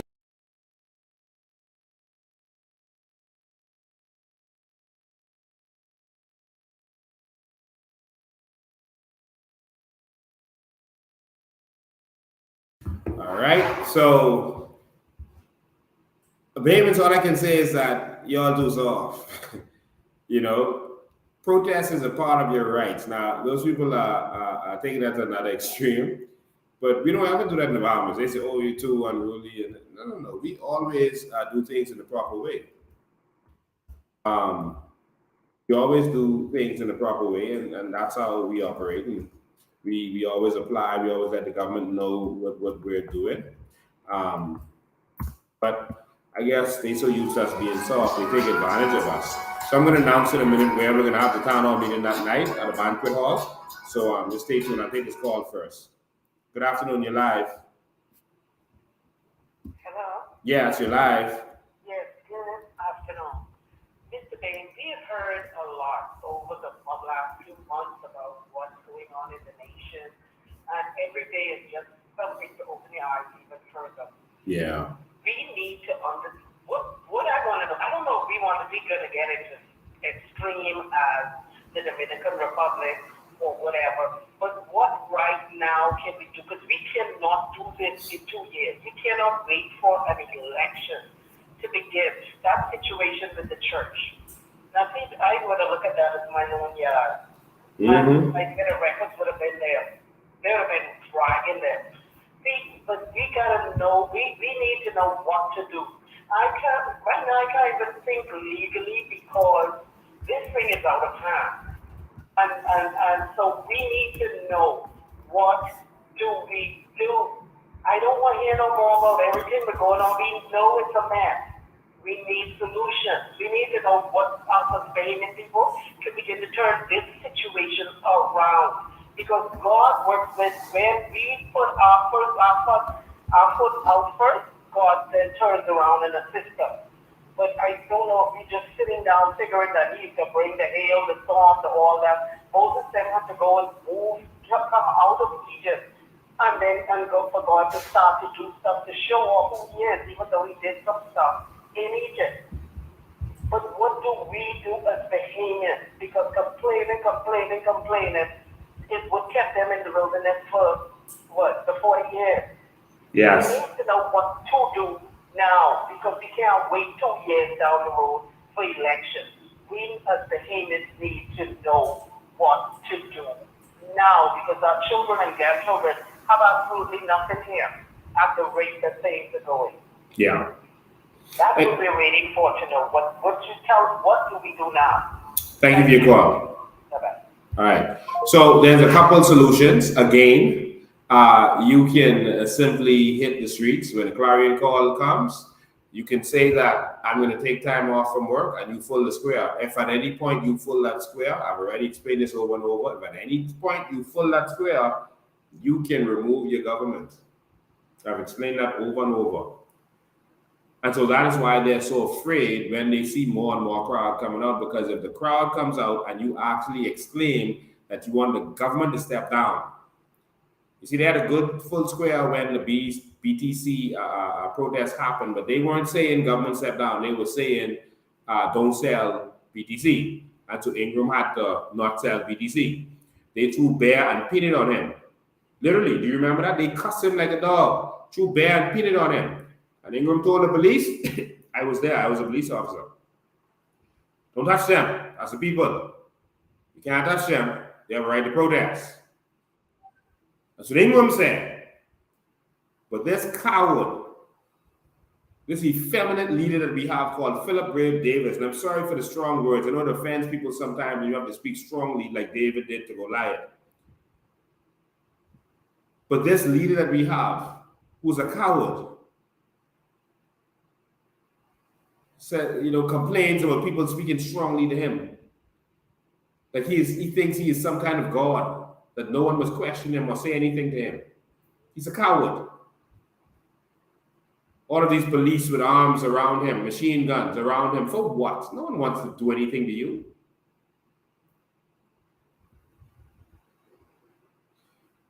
If we hit the streets, if you make clarion call and the people come out, the change will happen. It's that simple. It's that simple. So you can change the government by a clarion call, the people coming out. It can happen. It's international law. I've been saying this. I've been saying this for years. I've been saying this on the radio. It's international law. So BAMES have to decide if they're angry enough to make that happen. Now the problem is many people say, oh, but we can't come out on the work day because we can't risk our jobs. So while we can't risk our jobs, we're losing our land because we're now being forced off our land. It's now starting to get hot. But see, they're boiling us like how you boil a frog. It's happening gradually. We're just sitting down and doing nothing. And then the government will come and say, see, we're deporting some people. Just be comfortable. Stay comfortable. Don't look at them. Leave them alone. Look at the Cubans. See what the government did? Look at the Cubans. They're a problem. Forget the Haitians. Look at the Cubans. Don't you see what's happening right in front of your face? How could we not see this? They're making excuses. Hey, there's no crisis. There's no immigration crisis. No, look the other way. Remember? They are boiling us. And then they'll say, oh, well, see, we're deporting people. What do you want the government to do? Look, see, they're deporting people. Oh, they're doing raids. They're doing raids in Abaco. Okay, why aren't you in Lutra? Why aren't you in Spanish Wells? Why aren't you in Andres, Harbor Island? You're just doing this for show. You've seen raids before, and then it gets worse. They are pacifying some Bahamians because Bahamians want to believe their government. They don't want to believe that we are being sold out. No one wants to believe that. We want to believe that our leaders have our best interests at heart. We want to believe. And so a clarion call is coming. Make a decision. But in the meantime, you have to prepare to remove them. You cannot sit down and hope the government does right. They're not going to do right. They're going to do what benefits them. If they feel that they can get Haitians to vote for them, why would they do anything against them?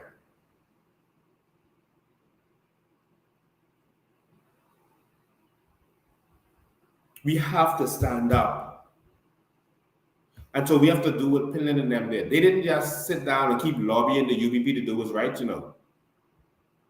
They organized their political party. They formed a political party and they said, we're going to take this over. There was no political party in the Bahamas when they decided that. They formed a political party. And then they said, we have to go into politics and take over the government. That's the only way we have change. There will be no change unless you change the people who are governing you. The FNM and the PLP are the people who have been governing you for all these years. There has never been change since 1967. And what they do is they get you so discouraged that you want to say, man, if anyone else coming, they can do the same thing. Why? Because the PLP and FNM was doing the same thing. And so they have you hypnotized and brainwashed to think that no matter which government come in, they can do the same foolishness. No. They were the same government. They weren't changing. And you'll wake up, man. I can't lose the beautiful country that we live in.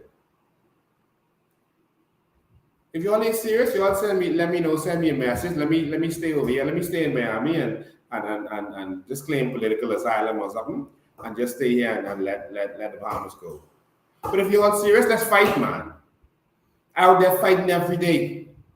Every fight me and Maria, etc. do, it don't make social media, you know. We fighting for people every single day. This is full time for us.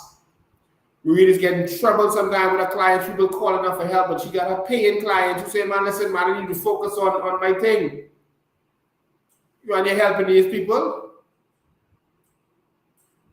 But when the old lady call and say, man, the police on the airport and they trying to evict them and she ain't got no money and the politician they answer the phone, you gotta help. Good afternoon, you're live.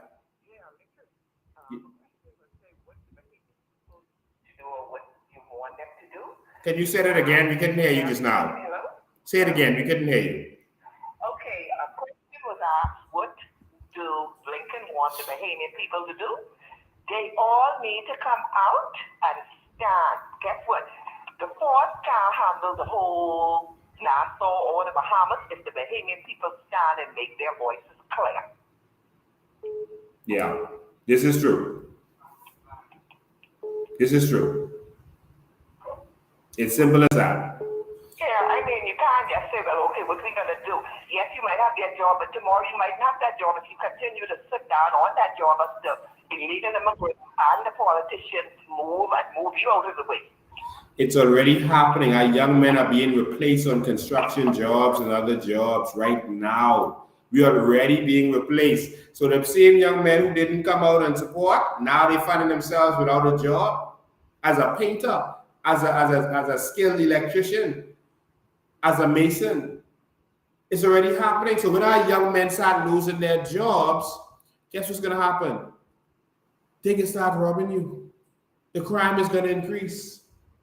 And so while we're sitting down and taking this lightly, letting the government flam us, we causing the crime to happen, because we sitting down and doing nothing. The phone line was ringing. I saw some international numbers calling in just now. You can call back 803-5995, 803-5995. I got 7 more minutes and then we're gone. 803-5995. 803-5995. All right. There's some people who want to go with us to Miami. If you can assist them, please let us know. Call 577-4158. 577-4158. Or you can call my line, which is 803-5995. Assist someone who wants to go over there. Whatever you got. I don't get it. 20, 30, 40, 100, 400, whatever you want to do. Assist some persons who want to go there. Please, we need your help. Come on, let's do this together. Let's gang this, y'all. You may not be able to go because you're on a job, you're working or whatever. Send something to help somebody else. I'm going to show you the address of where the town hall meeting is going to be right now, right? Good afternoon, you're live. Good afternoon, you're live. Yeah, Lincoln, I listen to you, man. I think the best thing to do is what Mr. Ferguson suggested on the show the other day. He said we just need to concentrate on getting money for our carbon credits. Once we do that, we'll solve all these other problems. All right, let me help you with something. I know people have a lot of suggestions on what we could do. And I'm not saying this against Thurston because I think he's a brilliant mind. I really love sitting down and listening to him. And he helps make it easy for me, by helping to educate the Bahamian people. But to just say that we need to focus on them giving us the carbon credits, that's like going to the bank robber and saying, man, just give my money back, man. How are you going to just tell the bank robber to just give you your money back? These people have robbed us. They have raped us. They have a gun to our head. They're not going to do what is right. They have never done what is right. What are you going to do? We have to organize ourselves politically and remove them. We have to do what Sir Lyndon Pillin and Milo Butler did. Organize ourselves, which is what we're doing now. We have to make sure that all Bahamians stand with us because we are really a movement of Bahamians, not a political party. We just use the political platform to remove them so that we could be in the seats to give our carbon credits to our people. We can't depend on them to do what's right. And so I want to say this, and I've said this before, and this is what caused me to make the shift from activism. I watched the Arab Spring, and it's over 10 years later. It's now 13 years since the Arab Spring. And all of those countries where the activists just removed the government and replaced them with another government, all of those countries are now worse than they were before. Because the government who came in and the activists were hoping that they would just do what is right, they did worse. And what they did was they shut down the activists, locked them up. They controlled the media. They made sure that the Arab Spring would never happen again. And notice it didn't happen no more. They locked them down because the activists was just hoping that they would do the right thing. The smart people, the academia, they're like, this is what needs to happen and this is what we need to do. And it didn't happen. The only countries where they got change were the countries where the activists went into the government, became the government, and actually made the change, like Pinning them. Are you going to sit down and just tell the UBP to do what is right? No, Pinning them had to go, organize themselves, and take the country over. Moses was an activist who became a leader, a political leader, a government leader. You have to go and take this country over, and that is the solution. That's what all of us have to rally behind. And if we don't rally behind that, we're wasting time talking. This is billions of dollars at stake. Who is going to give up $9 billion because you asked them to? Who is going to do that? People have killed for less. People kill you for property. People kill you for a few $100s. You think they are going to give up $9 billion because you focus on that? No, we have to focus on taking this government and giving this to the Bahamian people. That needs to be the focus. All right? I agree. I guess we need to get the $9 billion before they get the first tranche sent to them, and then that money gone. That money is recyclable. Every single year, we could do $9 billion from that. No matter what they teach, we could take back. All we got to do is get in power. Bro, we can go after every single dollar that they remove. Every dollar they take from us, we can take back. We can reverse erroneous agreements. Anything where there was corruption involved, there's no statute bar. Where there was fraud or corruption. I can't say everything, but all we got to do is take this government over, and then you will see. Yeah, let them enjoy the $9 billion.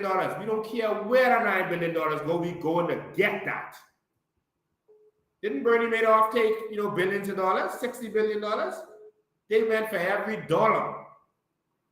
I don't care where that money go. There's going to be a trace. And we're going to get that, and we're going to give that to the Bahamian people. But what is most important right now is to keep the Bahamian people, educate them as to what is happening, which is what we love, what people like Thurston and is doing, and Steve McKinney is facilitating, and other Blackmail, and these other people are talking. We love the fact that these Bahamian young men are doing that. That education is the beginning of the evolution. And so once we educate the people, then we can move to the next level. But we have to take this government over. There is no other solution coming. Activism did not stop slavery. Abraham Lincoln in government stopped slavery. And even then they had to fight for it. Everyone knew slavery was wrong. There was activists against slavery, white and black, mostly white. But it was Abraham Lincoln going in government and saying, I'm going to end slavery is what ended slavery. And so we got to get in government. That is the only way. And we're going to give this country back to the Bahamian people. That is it, and that is all. Thank you for your call, man. All right. I saw a lot of calls trying to come in just now. 803-5995. You can call now. We have to organize. Bahamas, get behind us. All we want is the Bahamas, that's for Bahamians. The Bahamas where Bahamians are put first. For the first time, what have you got to lose? We're in a country that is going backwards. Backwards. Look at Bay Street. Look at it. Look at it. The tourists are saying it smells like urine. It is run down. We will have Bay Street fixed, and that will be the talk of the world. There's solutions. There's ways to get this done. We are going to take Bay Street and turn it into the talk of the world. What Dubai did, we can do. But we have small-minded politicians who only are interested in what they can make money from. That's the problem. They want Medellin small money. No, man, let's make this country great. Let's have the world talking about the Bahamas like that. The world is talking about Dubai. Dubai was a desert, man. And they got tens of millions of people coming there, 70 million people coming there. We've been in tourism business how long? And we bragging with 7 million tourists, most of whom don't come off the ship. We bragging with that. Oh, our Minister of Tourism, we get 7 million tourists to come here. Like, seriously? Dubai is benefiting from their tourism. They own the hotels. They own the activities. And everyone gets a dividend from it. Let's take this to the next level, Bahamas. Let's take this country. and let's transform it. So, ladies and gentlemen, the town hall meeting, I know it shouldn't take an hour to do this, but we're going to put out a flyer for this. For the town hall meeting, that evening at 7 p.m. is going to be at Chanel's Banquet Hall. I hope the producer spelled it right. But Chanel's Banquet Hall, and that's on 54th Street and Northwest 12th Avenue, right on the corner. It's Chanel's Banquet Hall. And we're going to have a town hall meeting there. Yeah, they talking about having kung fritters and all kind of things there. All right. Chanel's Banquet Hall is where it's going to be. It's on 54th Street and Northwest 12th Avenue.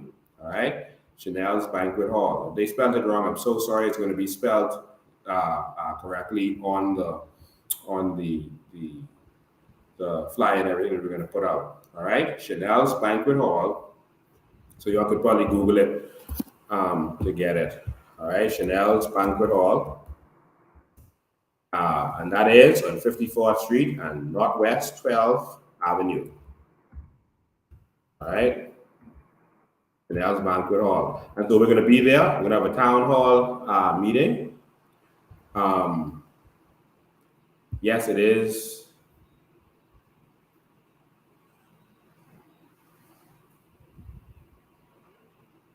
All right. So we're going to put out the flyer. So look on my page to see the flyer and the information as to exactly the address and everything, and exactly the spelling and all that. I think it's actually spelled with a C rather than the F. Anyway, we'll have all of that for you to make sure that you're there. So we're going to go there. We're going to lay all this stuff on the line. We're going to start this. We are starting the push to the next general election, and we're going to start it in Miami. The place where Bahamians built, the place where many of us lived and loved. We've contributed. We've made that place a playground for the wealthy. A lot of our money went there. But it's a place that educated a lot of us. It's a place that we built. And so we're going to start this push to the next general election there.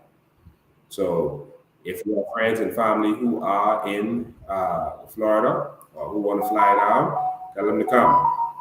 Make sure we are there. So that's a banquet hall. We're going to be there. We're going to educate the people. So that's an event. We hope to see all of you who are Bahamians. Make sure you are there. All right. Someone says, not one glitch on this live. Because we far. Ladies and gentlemen, thank you all so much. And God bless all of you for tuning in. Make sure I share the live even after this is done. Make sure I share the live. We're going to send out the flyer with Chanel's Banquet Hall and everything else. We are going to start this move. And so, like we said, we have to take the country to do this. The FNM and PLP is not going to do what is right. They're not going to do what is right. We have to do this. That's my whole ambition. That's Maria's whole ambition. She's been fighting for people for years. I've been fighting for people for years. This ain't about politics. This ain't about power. This is about, we have an opportunity to transform this country for us. And so how's this going to be done? You can contribute. You can spread the word. Talk. Don't be ashamed. Don't be shy. You got to spread. You got to evangelize. You're on the bank line. People talking. They upset, whatever. You talk to them about the New Bahamas. You talk to them about the difference. You got to spread this message. Talk to your family and friends. Everyone get 10. Get your 10. And you will have a landslide. You get your 10 and you lock them down and you keep on them. For the next 3 years, you make sure they are serious and you make sure you're getting them the information. And I just saying 10 because that's a minimum. You could do more. All right? But make sure I get yours. I'll get mine. And so our boots on the ground, we're knocking on every single door. We're already in the communities and we got to take this country back for the Bahamian people. They're afraid of this. They know what's about to happen. But don't worry about money they stealing and all that. We can get every dollar back. Every dollar. There's things I cannot say, but I want you to know that we've planned ahead. We are ready from day one to deal with this. All right? And so we're going to keep educating people about the carbon credits they're stealing. We're going to keep going out there and agitating the government In the meantime, we are organizing and structuring our party. We're spending a lot of money. If we jump on a plane and go to Guatemala, we got to pay for that. All right? But we are organizing our party. So other islands will see us soon, Abaco and other places. You're going to see us soon in Lutra, et cetera, et cetera. You're going to see us soon. We're organizing.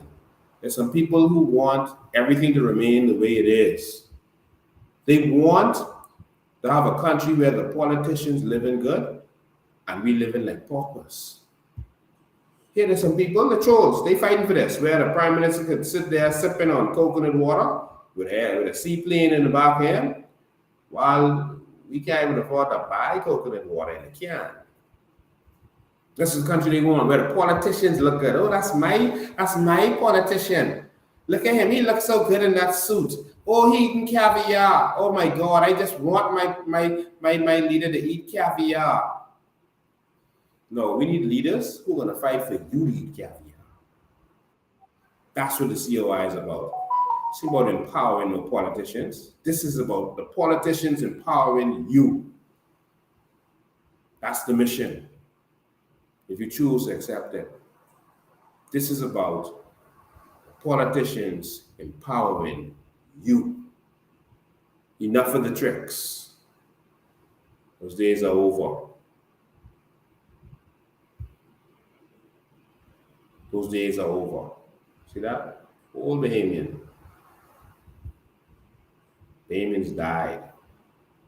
Last thing and I'm gone. You know what you're looking at?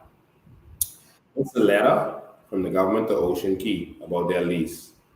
3rd of June, 2010. Telling them, see there, I am writing in response to your letter of even caption addressed to the undersigned and dated the 1st of June, 2010. I am further directed to advise that approval has been granted for your client, Ocean Key Limited, to commence its mining operations at Ocean Key and to export aragonite from the Bahamas, subject to the following conditions. 1, for a period of 2 years, commencing from the date of this letter, the royalty payment to the government shall be $2 per metric ton, payable at the time of export from the Bahamas. This royalty will be subject to review at the end of this period, with new terms being reflected. $2 per metric ton. See that?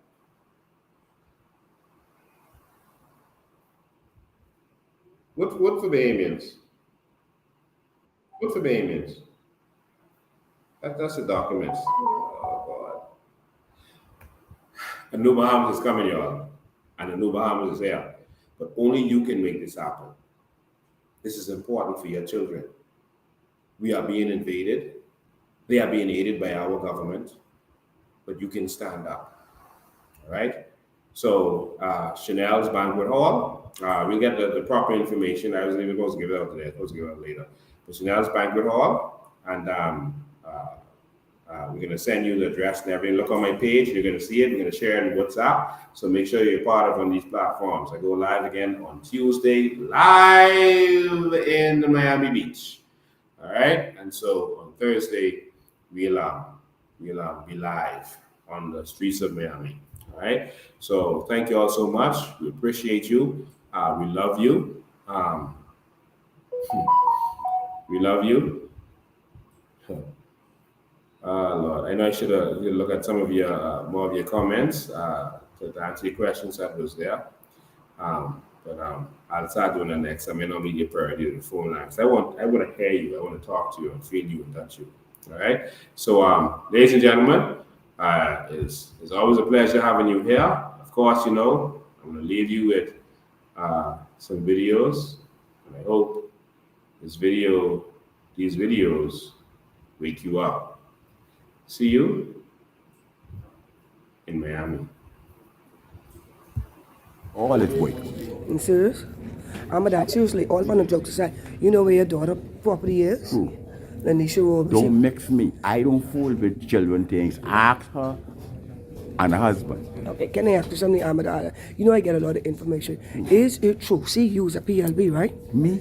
Is it true? No. I was a PLP before I was an airplane. And hold on a second, let me ask you the question. See, you know I like what the PLP they store. Is it true that your daughter purchased that property for over $300,000 in cash money. Let me get this good. You need to go ask Hubert Menace. Hubert Menace. Give us money. Oh, Hubert Menace buy that property for her. Yeah. Oh my God. And Hubert Menace buy property for about 5 other cabinet ministers. Really? How much land we get? Because I ain't get none.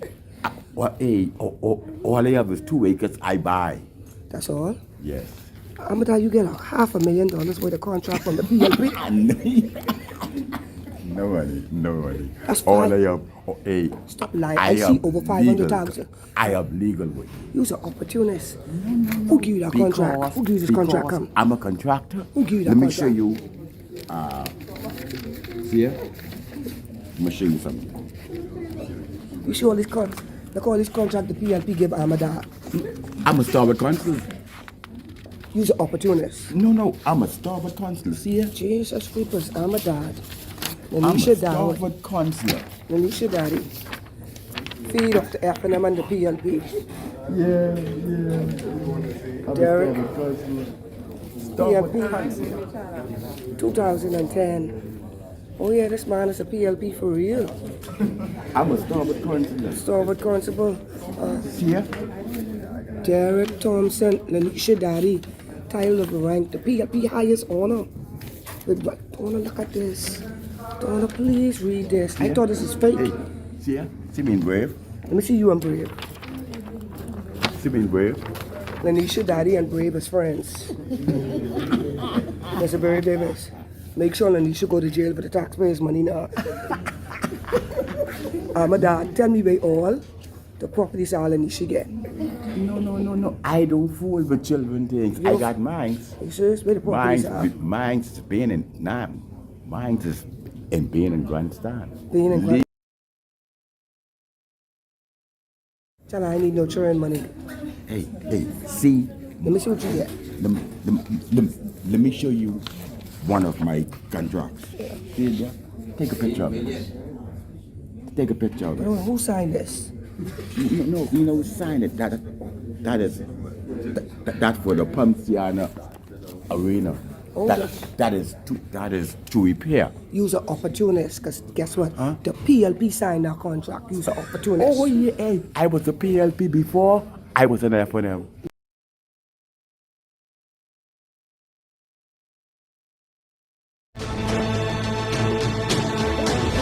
This may be the best citizenship in the world, and they all have it.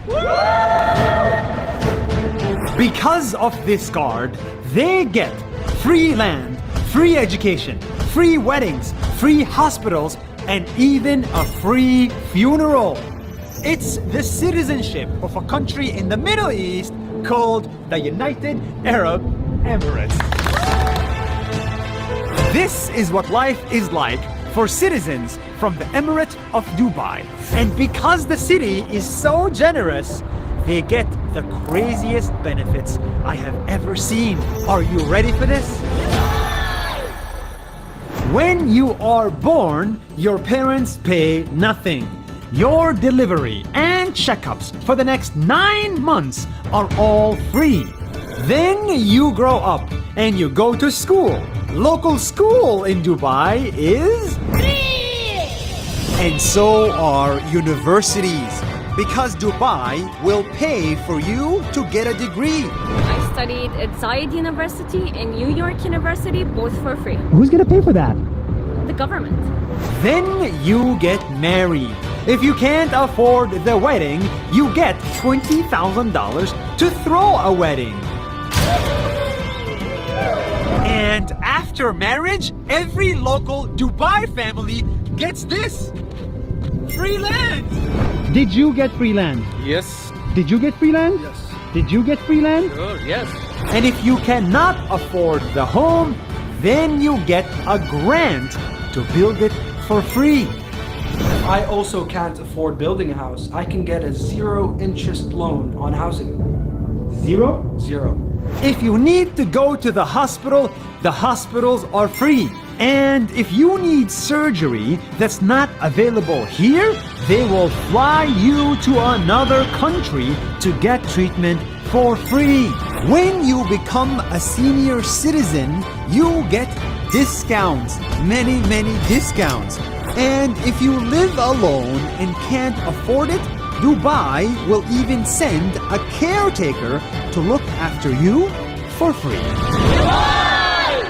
And when you die, well, in Dubai, that's also free. Your funeral will be taken care of, and Dubai will build a full tent with air conditioning within 5 hours of your death next to your home, so your friends can come and say goodbye to you. The point of government is to take care of people, and in Dubai, they take it to the extreme. Imagine if every city, every state, every government in the world did this. We would have a much happier world.